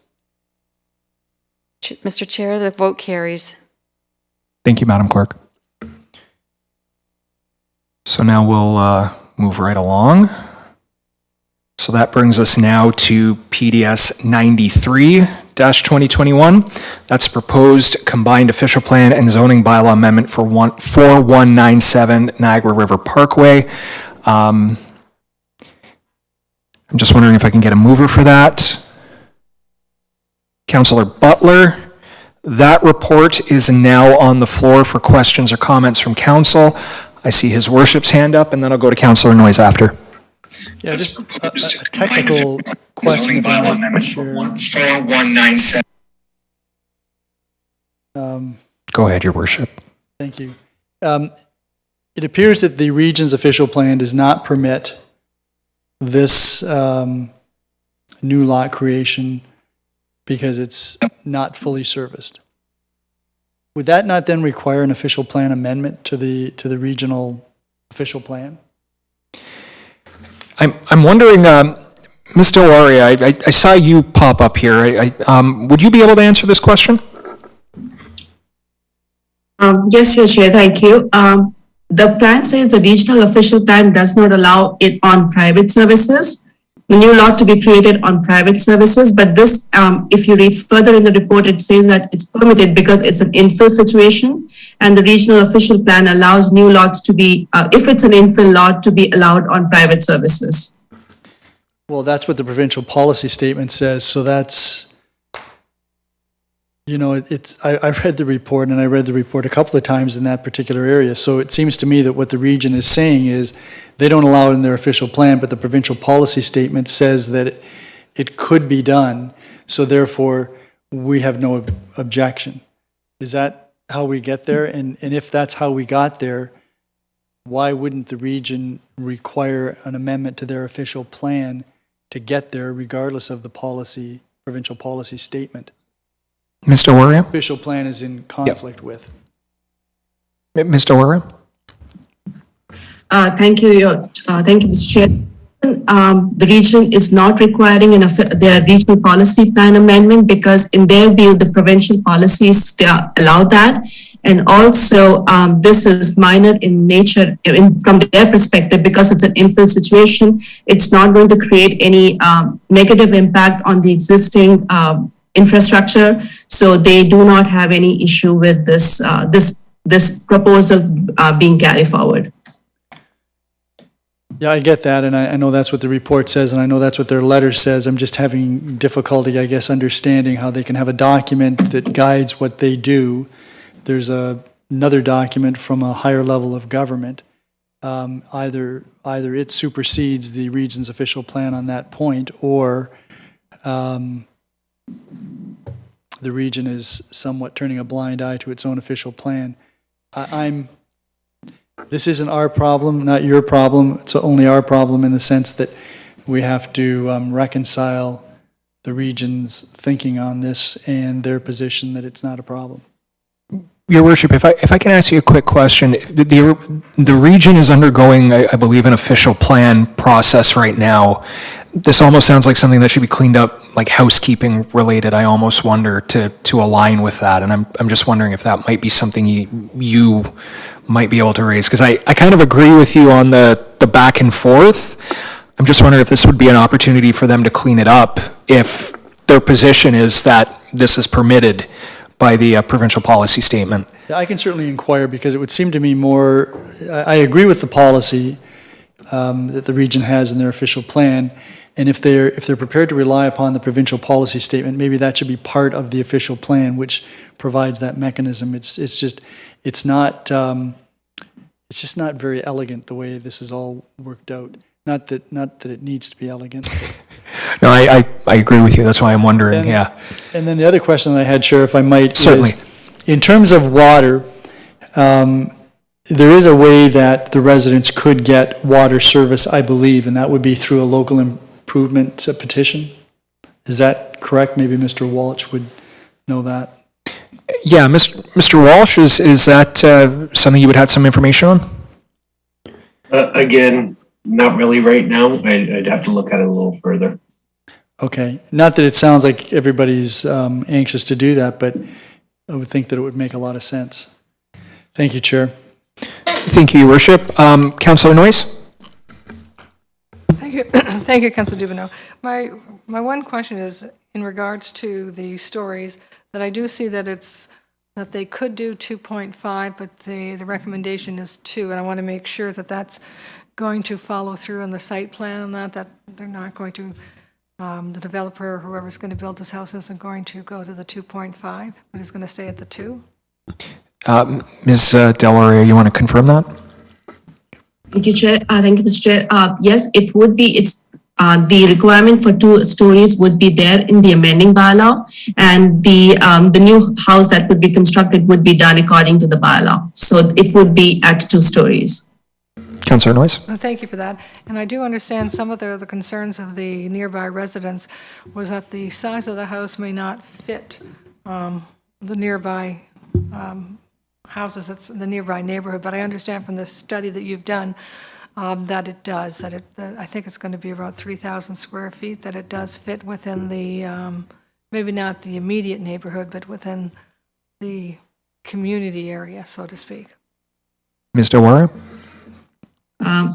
Through you to the Chair, the Councillor, yes, that's correct, because I looked at all the houses which are fronting onto Niagara River Parkway, and they range from 2,000 square meters to 3,000, close to 3,000 square feet. So this house would fit into the community. If I can, what is Certainly. the square footage of this particular house? Could I get that question again? I think it was the square footage of the proposed dwelling. Is that correct, Councillor Noyes? Yes. As far as it's my understanding, it's going to be close to 3,000 square feet, but I'm not sure at this point. Councillor Noyes? The other question was whether that 3,000 square feet would have, or around 3,000, was going to include the area over the garage. Ms. Delauria, do you have that information? I think it would include the area above the garage, but I'm not sure if that information is. I'm not sure on that part, but it's my understanding it would, but I'm not really confident on that. Thank you. Councillor Noyes? Okay, thank you. Thank you, Councillor Noyes. Any other members of council? Questions, comments? Okay. I'll call the question then. All those in favor? And that's carried.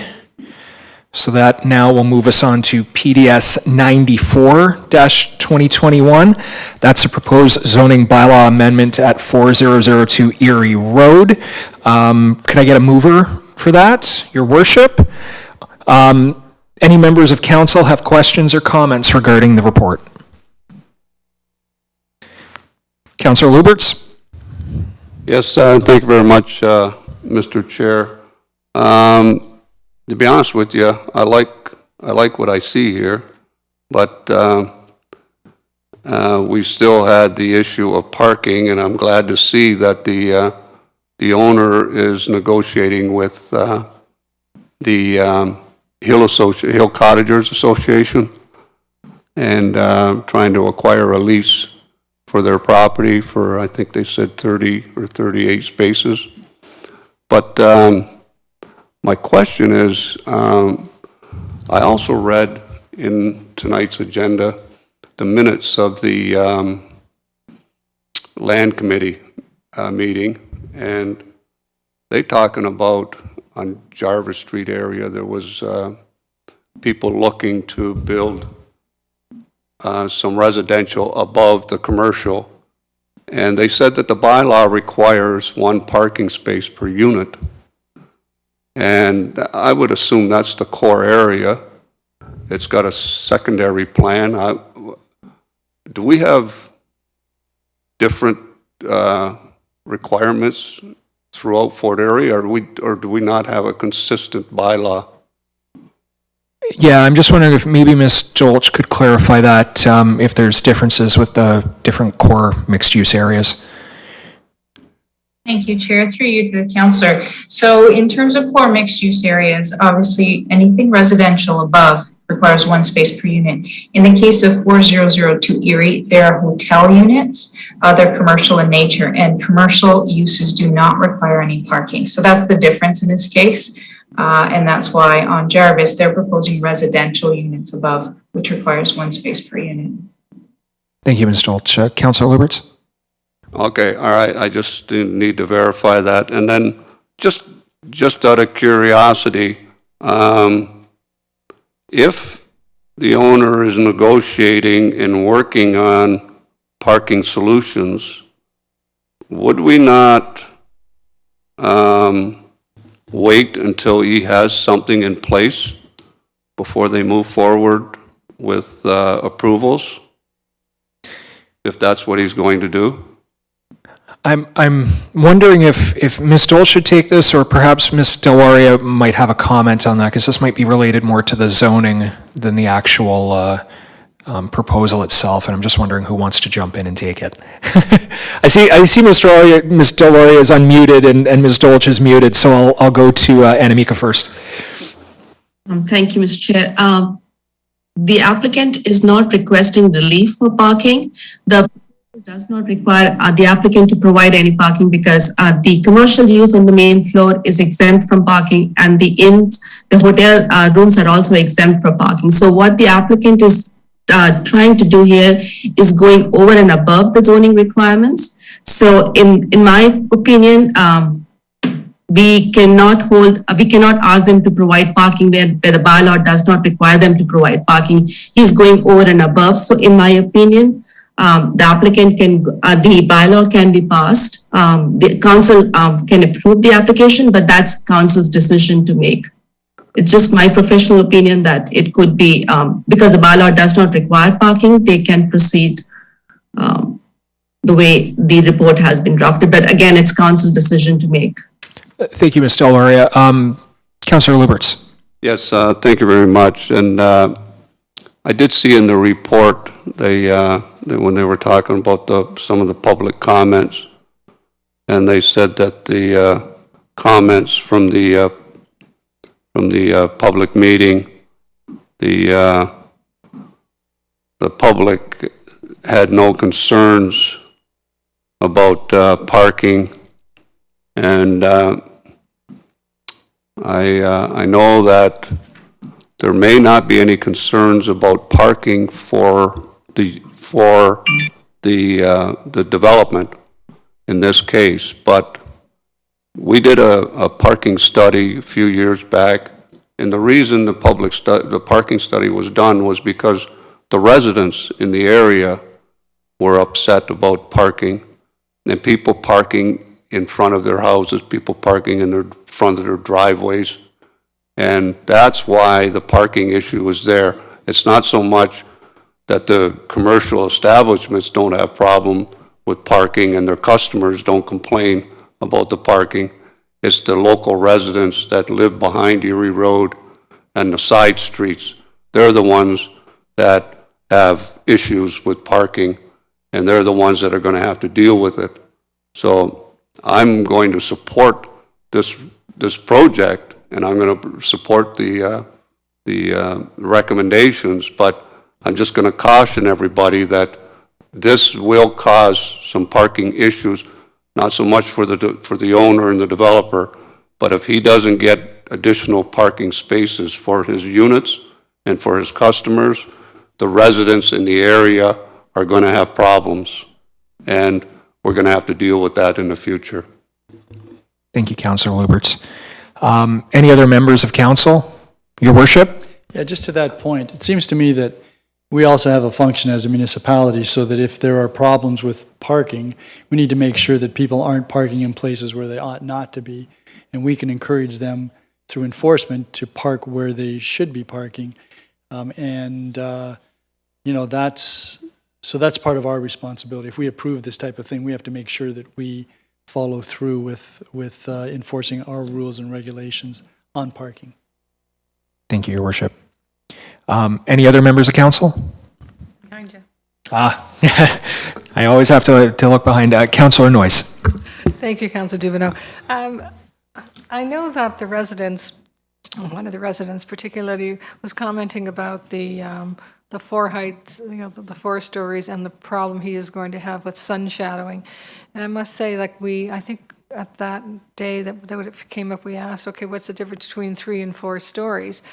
And I don't really see an answer here other than just the applicant's response that the sun shadow study submitted with the application demonstrates that the building will have very limited shadow impacts. Well, if I'm the person who's living to the west of us and I have a house and it's basically telling me that in the wintertime I'm not going to have any sun for the morning, and when the sun sets at 5 o'clock, I'm going to have 5 hours of sunlight during the winter months. To me, that would be significant. And I would have been interested to know what a store, if it was 3-story instead of 4-story, how that would have affected the sun shadow, so to speak. And I'm somewhat disappointed that it seems to be somewhat dismissed in this report. It's not given a lot of attention, other than his opinion that it's not going to bother anybody, because I know the resident who is going to be bothered by it was quite adamant that it would affect his enjoyment. Yeah, I'm just wondering, Ms. Delauria, I know what you have in the report there. I'm just wondering, was there any additional discussion or additional comment? Was there a significant difference? Did it come up during any discussions? I'm just wondering if maybe you had some additional insight for Councillor Noyes. Thank you, Mr. Chair. I believe the Appendix 8 of the report has the information that compares what would be the shadowing impact of a 3-story building with a 4-story building. And based on that Appendix 8, you would be able to see that there was not much of a significant difference between the shadowing from a 3-story building and a 4-story building. Thank you, Ms. Delauria. Councillor Noyes, did that provide some additional insight? I did not see, I think I went to a blank page and thought it was over. So I'm trying, that was Appendix 8? Appendix 8, is that correct, Ms. Delauria? That's correct, Your Worship, Mr. Chair. Give me a second to look at it. I'm looking at it right now, Councillor Noyes. What page is that on? That is page 57 of 68. 57. Yeah, and I'm actually looking at it right now, and it doesn't look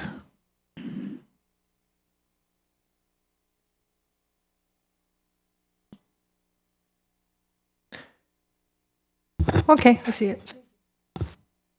Thank you. Anything else, Councillor Noyes? Okay.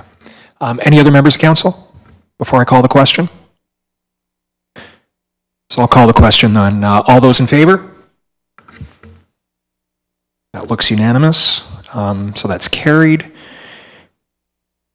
And that brings us to our final report this evening, PDS 96-2021. That's 477 Ridge Road North, and information and options for compliance. Looks like it's related to lands designated as being of architectural or historical value or interest. Could I get a mover for that? Councillor Butler. Any members of council? I see his worship's hand up, and then I'll go to Councillor Butler after. Yeah, I don't know which option Councillor Butler was contemplating. Oh. I'd like option B. Councillor Butler, did you have an option there? His worship just mentioned option B. I'm just wondering, you moved it, so. Oh, no, yeah, I like option B as well. I just wanted to get pricing. That's all. Okay, so then we're moving option B. Your worship, I see you still have the floor. Yeah, I just wanted to get, I just had a couple of questions. Do we know if there are encumbrances against this property? Ms. Dolch, would you have that information? Through you to Ms. Worship, I don't have that information. I'm not sure if Ms. Richardson does or not. You're right, your worship. I do see Ms. Richardson here. I'm wondering if she has some information.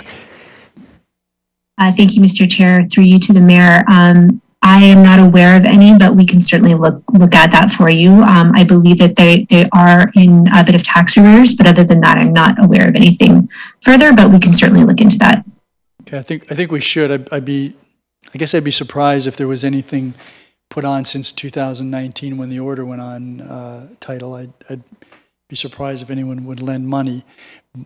You've answered the second question, and then the third question, Chair, is what's the status of the outstanding fines right now? Because as I understand it, there's a new fine every month.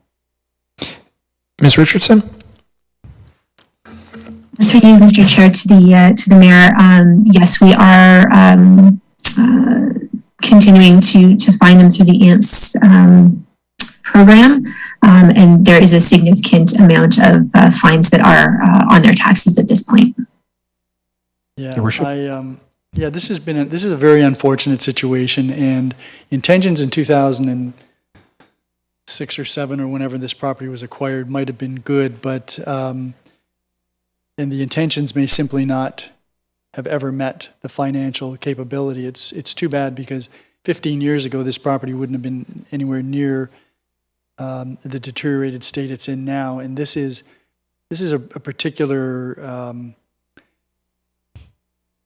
I don't know whether crime is overstating the situation, but in terms of our heritage as a community, it verges on a crime in the sense that it's being allowed to dissipate. I mean, months have gone by when there's been no communication from the owner. Other months have gone by when it's apparent that although the owner is saying one thing, the conduct would suggest the other. I get it if there's financial problems, but you know, it would have been better if there was really no opportunity for this owner to salvage this property, if the owner would have been candid in that regard, so that we could have moved forward with this and not be in a position where there's going to be a fair bit of work that's going to need to be done. I know that there's the party that has been interested in this property and who we brought to the attention of the owner would still be interested.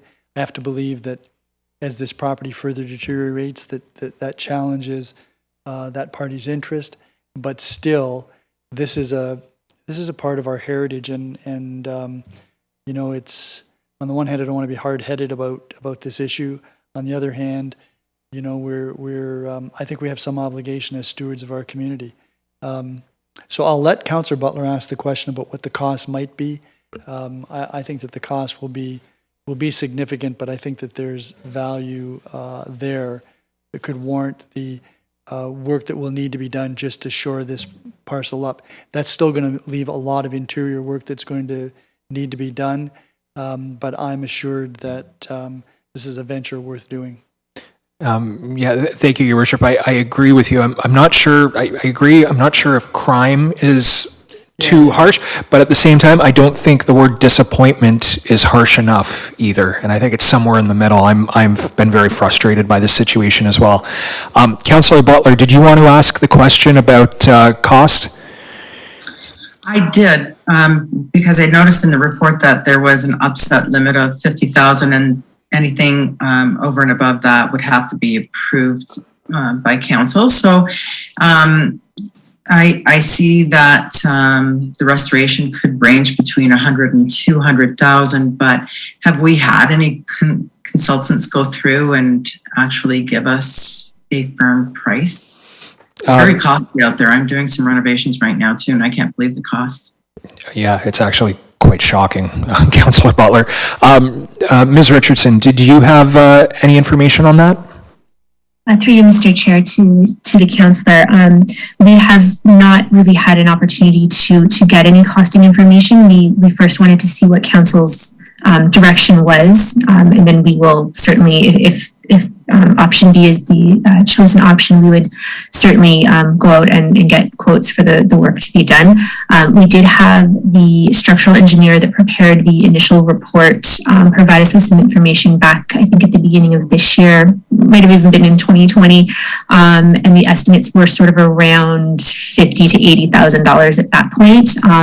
But again, without knowing and really getting into sort of the damage that's been done, it's difficult to sort of get an estimate. So certainly if council chooses to move forward with that option, we would get costs for that. Thank you, Ms. Richardson. Councillor Butler? Thank you, Mr. Chair. And just for the general public's knowledge, how would we recover those funds that we would put into this property? Ms. Richardson, do you want to take that? Sure, I can answer that through you, Mr. Chair, to the councillor. If we do initiate the process under Section 15.4 of the Building Code Act, part of that permits us to complete the work at the owner's expense, and then the costs may be collected at in the same manner as property taxes in accordance with the Municipal Act. So essentially, it would just go on their taxes. Thank you, Ms. Richardson. Councillor Butler? Thank you. Then I don't have any other questions. That answers both of them. Thank you very much. Thank you. Councillor Lubberts? Yes, thank you very much, Mr. Chair. And I like this option that we move forward and do the repairs ourselves. But just my comment is that if this is approved and we decide that that's what we're going to do, then I would hate to see us start and then some guy come along and say, yeah, I've been interested, I'd like to buy it. And then we don't do nothing, and then nothing gets done again. So if we're gonna go forward with this town-initiated repairs, then I think that we need to be committed to, we're gonna bring this place back to our standards, and then if somebody's interested, they'd like to buy it, then they can buy it. But I don't wanna be selling it and then ending up in the same position. So that's all I'm hoping that, we stay with it and we move forward with. I echo those sentiments. Because it sounds to me like the gentleman that owns it, he can't afford it. So if we put it on his taxes, not going to afford his taxes either, and we just might end up with the place. Yeah, we may end up with the place, or he may end up selling it, and we collect it one way or another on proceeds of sale. We have to make sure that the place gets restored. That's number one. But I think that we all need to make sure that we're committed to moving. If we start, we're going to start it, we're going to finish it.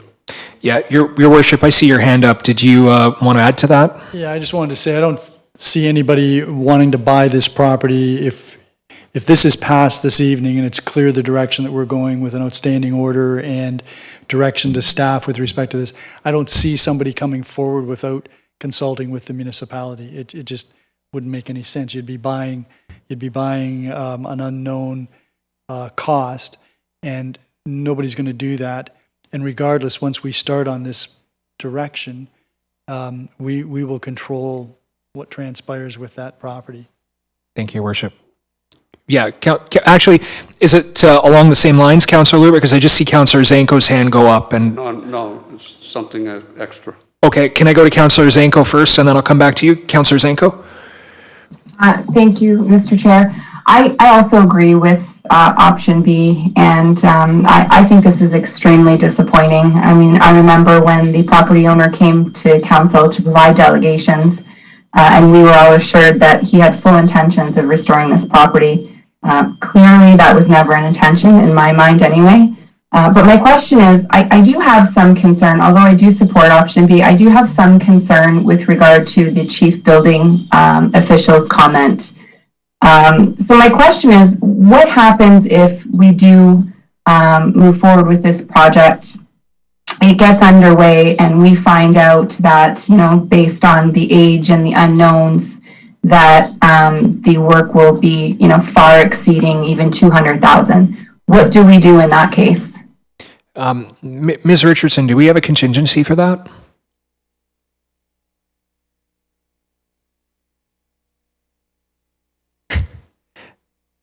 You're muted. Okay, there we go. There we go. I don't know what something wasn't working there. Through you, Mr. Chair, to the councillor, I haven't honestly really gotten quite that far yet into the process. I think, again, if option B is the chosen option, and I will remind council that it is simply to bring the property into compliance with the property standards order. There likely will not be any sort of restoration or heritage restoration work that would be a part of that. It's simply to just make the property safe again. But what we would do is if that is the chosen option, obviously we would go and get quotes for that work. And certainly, you know, if the project does get underway and there's some significant issues that we did not, foresee, I think it would be a matter of, coming back to council and keeping them in the loop on that. It's unfortunate with the heritage property because until you get in there, you really don't know how bad or good the situation could be. So we have a fairly good idea based on the engineer's report that we had done, but it's certainly not, a crystal ball, and we don't know for sure. I just would envision it as, if something were to pop up and it's going to be, a $500,000 repair, I think, we would want to let council know that that's the case and get some further direction from them. Yeah, for sure. Your Worship, I saw your hand up. Did you want to add to that point? Okay. Thank you. Before I go back to Councillor Lubberts, I'm just wondering, Councillor Zanko, my apologies. You still have the floor. That's okay. No, and I understand that. And I guess, just a follow-up question, I guess that we would be requesting quotation. So if that initial quotation comes back, far exceeding, let's say, $50,000, again, that would come back to council as well. Am I understanding that correctly? Ms. Richardson?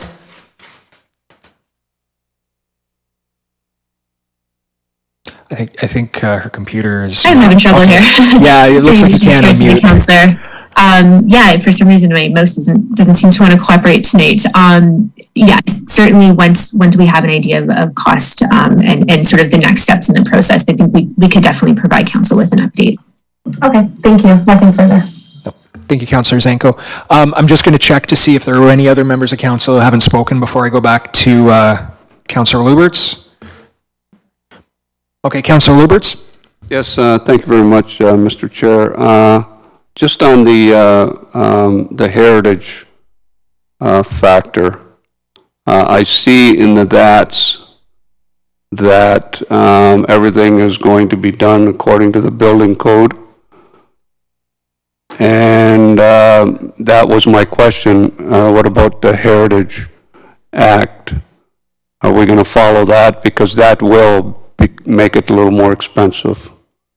Yeah, I say little lightly. Yeah, I don't disagree with you, Councillor Lubberts. Ms. Richardson, we're doing this just to make the building, I believe, come into compliance with the safety and the property standards issues. Am I understanding that correctly? Can you expand on that, perhaps, for Councillor Lubberts?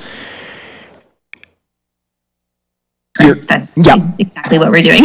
Okay.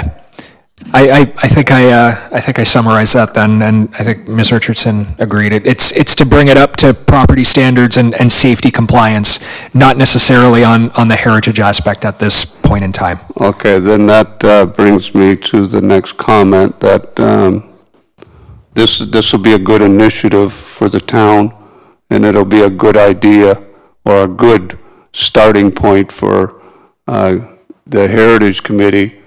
If they so desire, maybe they can work on a fundraising campaign to help us and help the taxpayers, and this could turn out to be a nice community project. That's all. Thank you, Councillor Lubberts.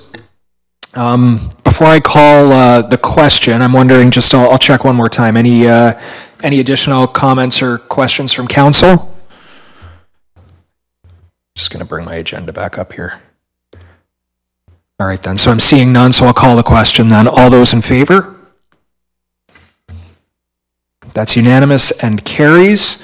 So that finishes with reports this evening. So that then brings us to new business and inquiries.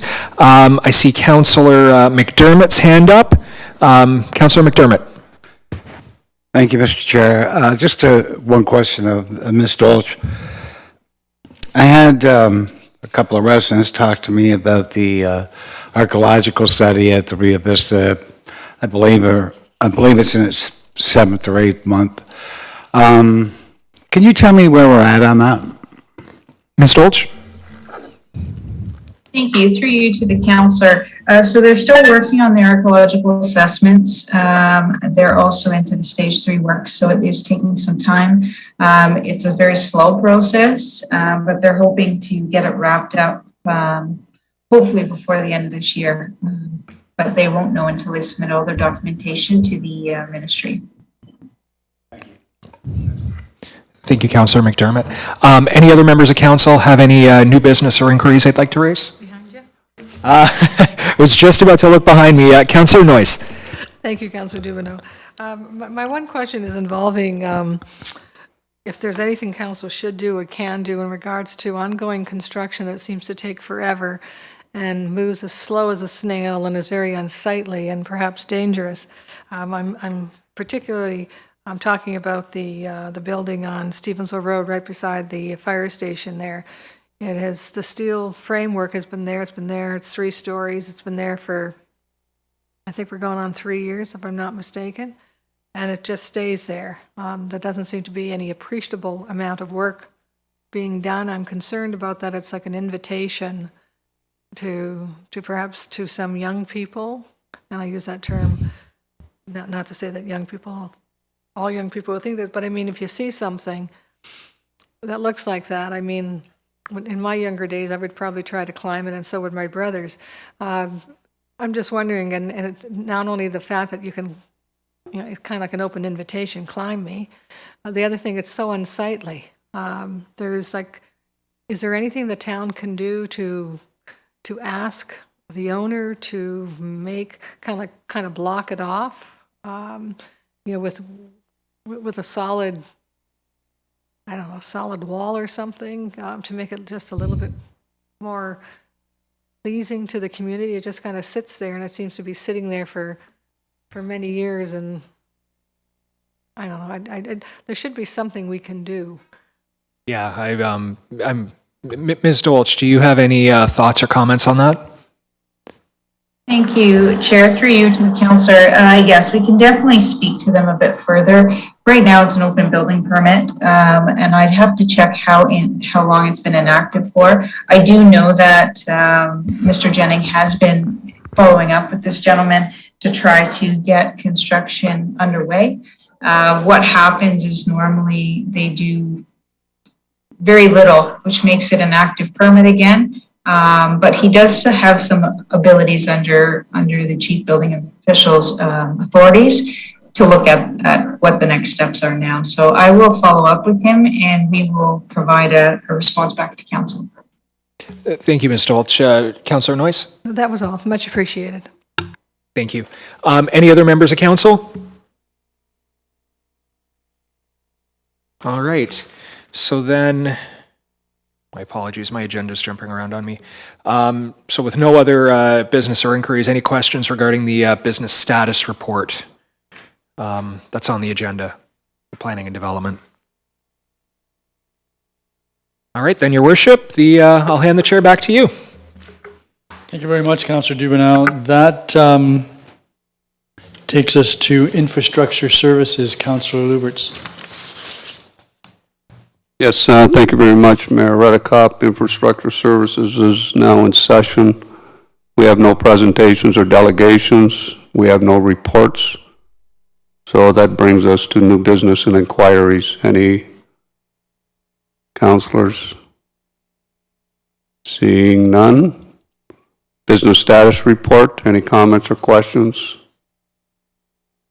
Seeing none. Yep. I have one, Councillor Lubberts. Oh, I'm sorry. Councillor Zanko. Thank you. Through you to Mr. Walsh, just a question with regard to the traffic calming study report. I have quite a few residents that are quite excited about this report. I know all of us as councillors have heard many comments about speeding, and we're looking forward to have this report back. But my question is, one resident had asked me what they can, if they can, expect to see anything being done in different areas of town that would indicate how this report is being done. So I wondered if the consultant had given you any indication of some of the steps that they would be taking to be able to make these measurements. Mr. Walsh. Councillor, are you asking? You asking? I'm asking if, traffic calming studies. So is there going to be cameras installed on certain streets? Would there be speed trackers? So we have a number, or there will be a number of recommendations out of this report. Some are temporary, some are permanent. There's a number of issues we're looking at. Changes in vertical deflection, changes in horizontal deflection, which would be pinch points or curb bump outs type things. We have a purchase order existing already to buy speed monitoring devices, the signs you see. Some are trailer mounted. These ones we can mount on poles. They're a nifty little gizmo, but we're looking at some of those. The process itself will be very community minded. It won't be an instantaneous reaction to a complaint from speed, but a process to establish if traffic calming is required, and then what kind of measures we can take, get some community feedback on that. So that's where we're headed with this report. Okay, so just to follow up to that, so there'll be community engagement, and then you're going to be installing speed monitors and things like that. Or I guess what I'm wondering is, first of all, is a consultant doing this report? Yes, Paradigm Transportation is doing that. The project manager on this project helped write the Transportation Association of Canada, TAC, the manual for traffic calming. So we've got a very competent team working for us. Okay. So then just to follow up to that, have they been given areas that we would like to have reviewed, or how are they going to know what areas in our town, are causing issues? Well, that's not their job. That's staff's job through public complaints. But as part of the project, they're studying 3 areas, I believe, to test out the draft recommendations in there. They'll run it in the background just to make sure the process works. It's up to staff to actually execute the process and follow the recommendations that flow out of that. Okay, thank you. Councillor Butler. Thank you, Mr. Chair. Just to follow up with on Councillor Zanko's questions. The nifty gizmos that are going to be the speed limits, are they going to be recording the speed of the vehicles that go by?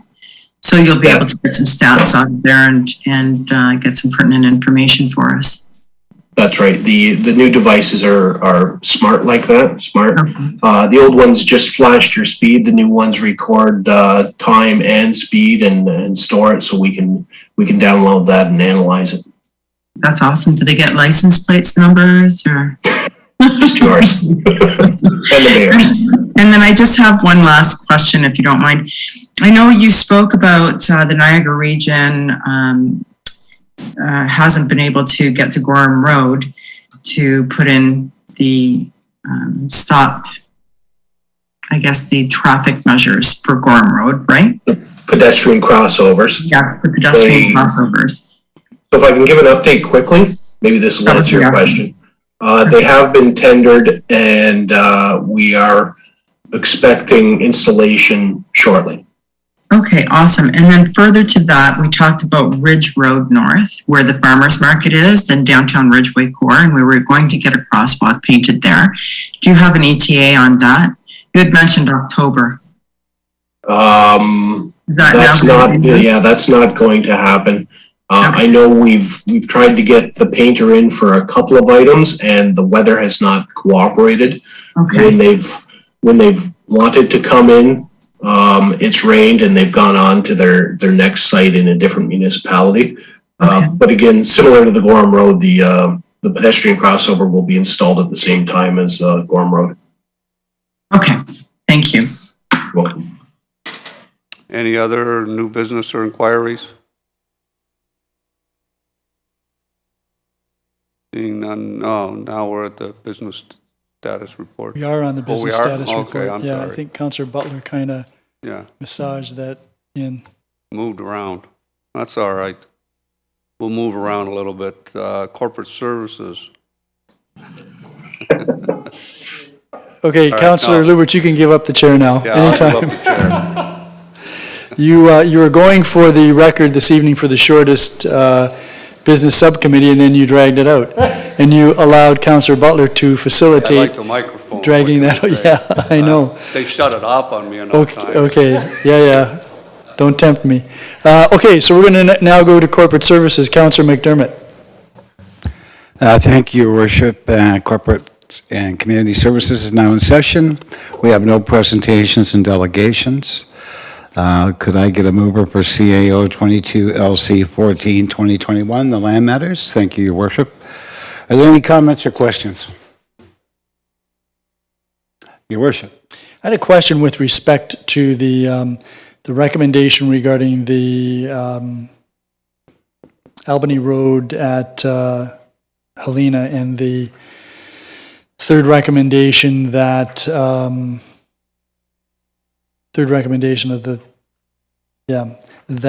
fourth,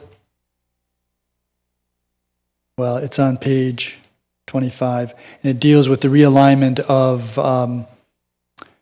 the road, or at least on the parcel fabric. My question was, and Mr. Cookett may know the answer to this, will there be any impact on the lands north of Albany that would provide any lands that could be conveyed to the owner of 751? Or was this simply directed to shaving off what was necessary on those two parcels south of Albany to then permit those lots to be sold? Mr. Cookett? Through Chair to Mayor, we did discuss that at Land Committee, and the hope is to merge, which is shown in red on the drawing there attached to the report, that would be conveyed to 751. Our only issue at this point is to ensure there's no underground utilities in those locations, allowing a clear conveyance to that. And then the blue on the other side of the road would be purchased by the town to realign the road or actually the property lines so that they were picking up where the road is now. And the discussion was as well, we would still be left with two buildable lots. That would be 4129 and 4116. Right. Okay, thank you very much. Councillor Noyes? Thank you, Councillor McDermott. I wanted to talk about the land the land matters, particularly the minutes of the meeting in regards to the swale issue. Of course, now my computer turns off. This has been an issue I have been discussing for many months, and I've had several conversations both with Kelly Walsh and also Keegan Jennings in regards to the problems I know in my ward that I'm having with backyard swales being removed and not maintained. And then the unfortunate part is that the residents on both sides, and sometimes three sides, are paying a price for it. And I'm glad to see that we now have a legal opinion that because if it's part of a subdivision agreement and that the current owners have to maintain the swale or have to reinstate the swale if it's not there. I do understand, talking to Mr. Walsh, that this is the first step, that there has to be a process on how we go about getting the swale put back the way it is. But I'm very glad to see we're at least moving on that. We now have a legal opinion that we can do it rather than say, well, it's a civil matter, take your neighbor to court. I mean, that goes nowhere. Nothing usually gets done on that. And this causes great damage, not just lack of use of half your backyard, but damage with flooding and everything else to your home. One thing that this doesn't mention, though, it talks about plans of subdivision, and I did mention to Mr. Walsh also about this. It kind of leaves out the infill lots. When we're having a house built and it's an infill lot, or it's a house that's not part of a subdivision, but basically there's houses all around it and there is a swale that needs to be maintained, then I'm hoping that we also look to find out whether, when it's not a plan of subdivision, but it's perhaps part of the site plan or the grading plan or the lot grading, what can the town do if again, that is changed to the point that it's causing problems with the neighbors with drainage. And I know that still has to, I know we're starting in that direction, which is good. But also, and I know we talked about this at the last meeting, I don't think anybody does it maliciously. I don't think they really know what to do with the swale. I don't even think they know what the purpose of the swale is in many cases. But as our lots are getting smaller and smaller and smaller, the need for maintaining these swales has to become a priority, and there has to be, I would hope, that an educational process, whether it's a developer that educates them or whether it's the town that educates them, or whether there's a pamphlet for every house that's sold or every lot, when we give them the lot grading, whatever the final okay, we give them a pamphlet saying you must maintain your swale and this is how you do it. But at least we're going in that direction. So I just wanted to comment that I'm glad to see this is going there, because next to speeding, this is my biggest complaint. Anything further, Councillor Noyes? Nothing further, thank you. Anybody else?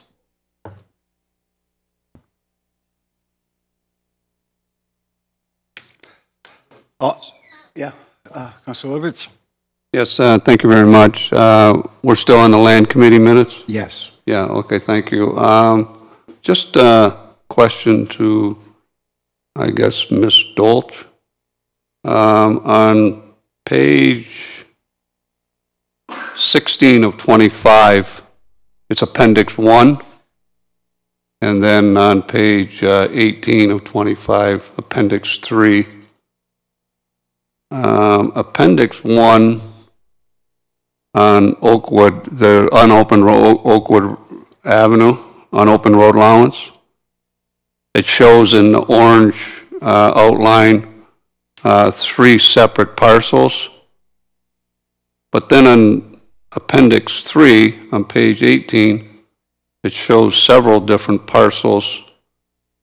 Are the 7 different parcels the conceptual development plan from the people that are interested in buying the road? Or is that conceptual plan something from the town? Ms. Dolch? Through you to the councillor, this is a conceptual plan prepared by the town, just illustrating the development potential in the area. Oh, okay, all right. Okay, that's all I wanted to know. Anything else? Yeah, okay, no, that's fine, thanks. Okay, seeing none, all in favor? Carried. We'll move on to FES 06-2021, the Fire and Emergency Services Master Plan. Councillor Dubanow, are there any comments or questions? Councillor Butler first. Thank you, Mr. Chair. First, I want to say that this was a really well done report. But I do have a question. On page 74 on Appendix 2, the chief said that your professional team, you have a professional team of selfless individuals, which I happen to agree with. But I just had a question with respect to staffing with volunteers and the world that we live in right now and the difficulty of finding individuals. Are you having any difficulty finding volunteers? Through your councillor to Councillor Butler, we're very fortunate. I want to say that we had our last recruit drive this year. We didn't hold one last year in anticipation of amalgamation for Station 4 and Station 6. So we had our recruit drive this year. We attracted over 50 individuals. I didn't need any for, or we do not need any for Station 4 in the general picture. There's 38 at that station amalgamated. We have offered conditional offers of employment to 20, and they will be in the recruit class this year. I also want to say that the individuals that we're attracting are I'm extremely excited. There we have nurses and police officers and border patrol people and all the people that I'm excited about attracting to Fort Erie are also applying to be in the fire department. So the long and the short of it is the master plan lays out some direction and where we need to go to stay this way, to make decisions based on call volume. And, you know, we need to look at things like how how council wants to deliver service and what services they want to deliver, and how do we deliver those services when we go from 30,750 in the 2016 census to what could be 35,000, 40,000 quickly. What does it look like and how do we do that? So I'm not worried now.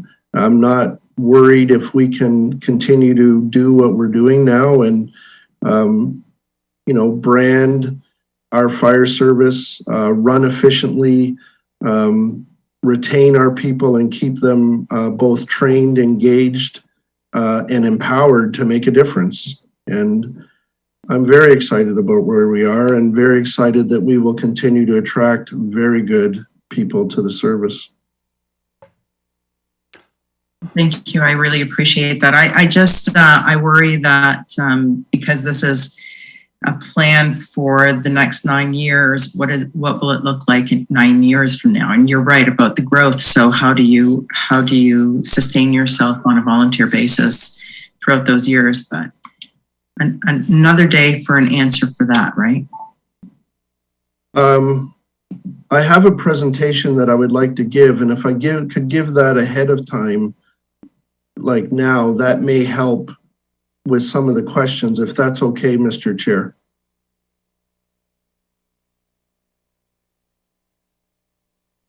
Do you want me to go ahead with it? Okay. Go ahead, Chief. Okay, I'm going to share my screen. It isn't very long, but it may help answer some questions that. Is this the trailer for the new Fort Erie Fire television series? Yes, sir, it is. Can everyone see that? Yep. Okay. So the first thing I want to say is just how proud I am of the Fort Erie Fire Department and the individuals that helped put this master plan together. Both the strategic plan and the master plan were not done by consultants, but done by both the fire department and community stakeholders and town stakeholders together.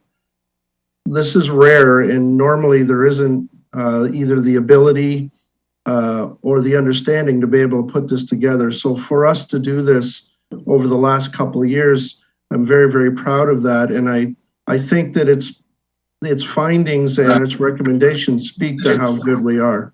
Its recommendations speak to how good we are. I have an echo here. This is the process that we went through. The long and the short of it is that the strategic plan is what laid the foundation, and the master plan is really the business plan about how we're going to get to where we're going to get. So we created the missions and goals about how we'll get there, and now we've been working on program strategies, capacity, money strategies, evaluation strategies are all what the master plan is, based on the foundation of the strategic plan. The last Fort Erie Fire Department or Fort Erie Emergency Services, Fire and Emergency Services strategic plan was done in 1996, and the last master plan was done in 2006. So we've had a gap on direction for a little while, and we've done some things to change that for sure. I have the name of the title of this slide, and the next slide is Progression and Influences, because there's a lot of influences that we had to look at. One of them was the Sudbury arbitration ruling, which I know this is going to sound like a weird word, but it arbitrarily defined how many firefighters would respond to a structure fire at any given time. We don't define how many firefighters are going to show up. We just define what they're going to show up to. So it's important that we don't get into trouble by someone making a decision for our town when that decision should be made by mayor, council, and the residents alike. So the Sudbury arbitration ruling, and I'd be very happy to talk to people about that at a different time, but that had some influence on how this plan works. The strategic plan bylaw was passed and adopted and passed by council on October the 13th. We began the gap analysis October of 2020, and our senior fire prevention officer, Rob Kirk, began the provincial community risk assessment, which isn't due until July 1st, 2024, but I convinced him to get it done much, much earlier because it's an important part of how we're going to do what we need to do. On April 1st, 2021, we were audited by the Fire Service Underwriters Survey. It's a body or organization that audits fire departments, gives them scores between 1 and 10. And out of that, that's how our residents' insurance premiums are based. Now, the Fire Service Underwriter Survey, and I attached it into the body of this report. It's in an appendix. It's very difficult to read, but the long and the short of it is that 1 is the very best score that you can get, and 10 is the worst. The score that we got was a 5, and I would say that most good volunteer fire departments are a 5. We were 2 basis points away from being a 4, which would make us maybe the only 4 in Ontario when it comes to response, water supply, public education, fire prevention, equipment, etc. A remarkable achievement for a community that invests heavily in its fire department and believes in the fire department and has the support of mayor and council all the time. So the Fire Service Underwriter speaks to us doing some pre-plans of our high risk and medium risk residents and facilities, and allows us maybe to gain that elusive 4, which would, the insurance premiums theoretically for our residents would go down. We completed the community risk assessment March 2021. And we started our master plan development, and we used our strategic plan, the fire service underwriter survey, the community risk assessment, and Hicks-Morley recommendations on the Sudbury arbitration, along with the Center of Public Excellence audit checklist, which is basically a quality control system for fire departments. So when Councillor Butler speaks to how are we going to maintain what we do now into the future, I believe that the best way to do that is for us to become a accredited public service excellence or fire service excellence member, which will make us accountable. It would bring together all of our. It would make us look internally at all the time on how we can improve, how we can get better, how we can treat our people, how we can attract more people, how we be more diverse, how we can be more inclusive, so our fire department reflects our population and the people within it. We completed the draft in September. We presented the draft to the CAO, the district chiefs, and the division chiefs, and we're presenting it to council now. Our core values were being inclusive, progressive, accountable, a community, one department, united, well-trained with integrity. This was our strategic plan that was presented and adopted by council, and this is the basis for our master plan. Some of the key highlights that we talk about that we're looking at in the future, and these are the key highlights in the report. There's 26 action items. Some of the action items are not nearly as intriguing as these ones. So these are the ones I'll share with you. Our first action item is that the 2021 risk assessment, we're going to review it, and we're going to make a presentation to council on changes that are required in the establishing and regulatory bylaw. And in the bottom in the colored is where in our strategic objectives we got this from. We want to commit to building an inclusive and diverse workforce reflective of the community by developing an inclusivity training program for all of our fire personnel. We're seeing great growth in our inclusive program. We had approximately nine young women apply to our fire service this time, and we have between 4 and 5 that are going to be in this recruit class. We've never had anything like that before. So the word is getting out that women can be firefighters, and we want them to be firefighters. We now need to begin the reflection of what our community would look like. We have a lot of diversity here, and we need to make sure that our fire department reflects the people that we serve. This is the implementation of the accreditation process.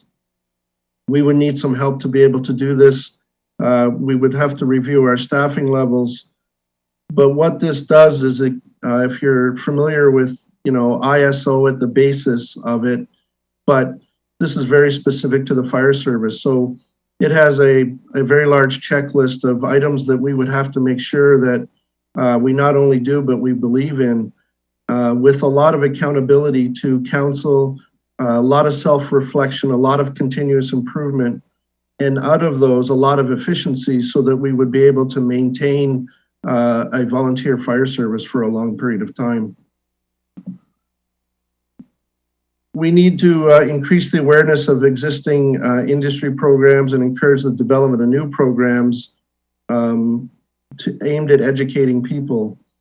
If we're going to have a volunteer suppression, then we really do need to take care of the other two pillars to reduce the number of needs that the suppression staff would have to go to. To be able to do that, we're going to really have to focus on educating our citizens and also fire prevention programs. So a robust public education program and a robust fire prevention program should help us with not only recruiting people, but keeping people and reducing the number of calls that we actually go to. We need to put together a pre-plan initiative for medium and high-risk occupancies. This will help us not only with the fire service underwriter score and accreditation and everything else, but what it's also going to do is allow us to identify our medium and high-risk occupancies and what needs to be done so they don't need the help of the fire department in the future. We need to create a standard of coverage and recommend changes to the fire department regulatory bylaw that tells us what the minimum response levels are and what our first due response times are. This quality control measure will make sure that we always have firefighters on scene, and I'll be able to report to staff, report to council on an annual basis what our response times looks like, what our staffing levels look like, and what our minimum response to different types of events will be. The Fort Erie Fire Department is quickly becoming a data-driven organization, and all decisions are made by data. The business part of me drives the data portion of it, and all decisions are based on that. So the next steps are master plan implementation bylaw. We want to use the master plan to develop our operational plans. And this is a living, breathing document. The strat plan and the master plan will not be put on a shelf. They will be reviewed and the changes will be made, and those changes will be communicated to everyone so they understand the direction we go. And Councillor Butler, it answers your question of what the future will look like. I don't have a crystal ball, but I do know that if we look at this on a continuous basis and we are a quality organization that's data driven, we will be able to stay a volunteer fire department for a long period of time. So our mantra is say what you do what you say, and prove it. This department's been very, very good at saying we're the best, and we're really good at being the best. We don't necessarily haven't been good at proving it. We are getting much, much better on data and proving what we do. I want to say that I had a lot of help from my staff. This isn't something that I put together. A bunch of the ideas are in my head, but these individuals did a remarkable job on doing the wordsmithing. Rob Kirk did a remarkable job for us. Besides doing his own job as Senior Fire Prevention Officer, he also helped, not only helped, he helped wordsmith the majority of this. So him and the other people on this list, I really, truly want to thank for how much work was done on this. So there's the question one. Now we can go to that. I'm going to stop share so I can see everybody, and I do appreciate the time to talk about our fire department. Thank you, Chief. Are there any questions? Your Worship? Yeah, I just wanted to echo Councillor Butler's initial comments and congratulate and commend the Chief and your entire team. I want to note that until the Deputy Chief, Mark Schmidt, came along, things were pretty quiet at the fire department. And so I have to believe that there's some correlation between his arrival and all of this activity. Just kidding. Of course, you know, Chief, I've been following you, and I know that you have a great rapport with your men and women. And as you were speaking, and as I was thinking about this and your response to Councillor Butler's question, I was thinking of the hockey analogy that the great hockey players aren't the ones that know where the puck is. They know where it's going to be, and that's where they go.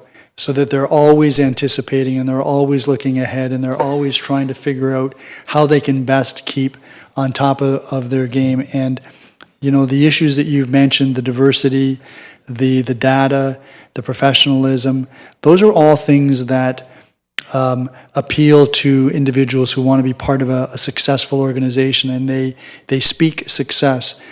The council's role is very important. We need to make sure that you have the financial funding that you require in order to have the tools available to you. And we need to continuously show our support for the volunteers. And, you know, they're volunteers. That doesn't mean that they're not professional. You have to meet every standard that every professional firefighter and every professional fire department has to meet. And this community and I've said it before, I'll say it again, I know every councillor agrees, this community is so fortunate that we have a volunteer fire department led by people who are paid, but really the fire suppression is done by individuals who, yes, they get an honorarium, but they're doing this for a variety of reasons. One of the foremost of which I believe is that they love their community, as do we. And so I really appreciate this report. It is important that it continue to be a living document, and so your annual reviews are very important. And it's really heartening to hear that you've got so many people that are interested in committing their time and their energy to serving this community as firefighters. So well done, Chief. Well done to your team. And well done to the council for supporting such a great institution. Thank you, Your Worship. Councillor Noyes. Thank you, Councillor McDermott. Actually, I think the mayor, I can just basically say ditto. I did want to commend the fire chief and all those involved in this detailed report and our outstanding firefighters. I think it's quite an achievement that our firefighters have done over the years to have such a strong workforce and such a professional workforce. Thank you. Anyone else? Well, I'll just chime in and say the same as everybody else. Good on you, because we've seen this type of leadership ever since you came. And I think the mayor said it all for us, and that's why at budget time, even in the toughest times, it makes it so much easier for us knowing that we can count on you doing everything you say and proving it. And we see it every day. I see your trucks out all the time at my end of town for some reason lately, but nevertheless, we know the importance of volunteer firefighters here. And council has always walked the walk since I've been here anyway, as far as being helpful. And we appreciate everything you do, Chief. And Mark, the same goes to you. You have to have outstanding leadership in order to get outstanding volunteers. So I think that says it all. So thanks very much for your presentation tonight. Anybody else? All in favor? Carried. Is there any questions or new business inquiries? Anything on the business status report? Then I hand it back to you, Your Worship. Thank you very much, Councillor McDermott. And that takes us to scheduling of meetings. Councillor Dubanow and then Councillor Noyes. Yeah, it's just a quick comment, Your Worship. Normally, the Fort Erie Public Library Board hosts their monthly meeting on the third Tuesday of the month, which would normally be tomorrow. But because we have such a light agenda, the chair has made a decision to cancel tomorrow's meeting in case anyone was hoping to follow. We're hoping to push everything into November and have a more substantive agenda. So I just wanted to, in case anyone is keeping track, just so they're aware. Councillor Noyes. Thank you, Mayor Redekop. Just that there's a traffic coordinating meeting on October 27th from 12 to 1:30 in room 3. Any others? I can advise that there's a flag raising here at Town Hall on Friday, the 22nd, at 9:45 for the Poppy campaign. We're getting close to Remembrance Day, and so the poppies will be going sale shortly, and the flag raising is here Friday. Those are the meetings that I wanted to announce. Okay, so then we're at the end of the agenda, and Councillor Dubanow, this is when I call on you, and everybody starts to feel much better. Thank you, Worship. I'd like to move that council and committee adjourn at 9:14 p.m. this evening. All those in favor? And that is unanimous. Thank you.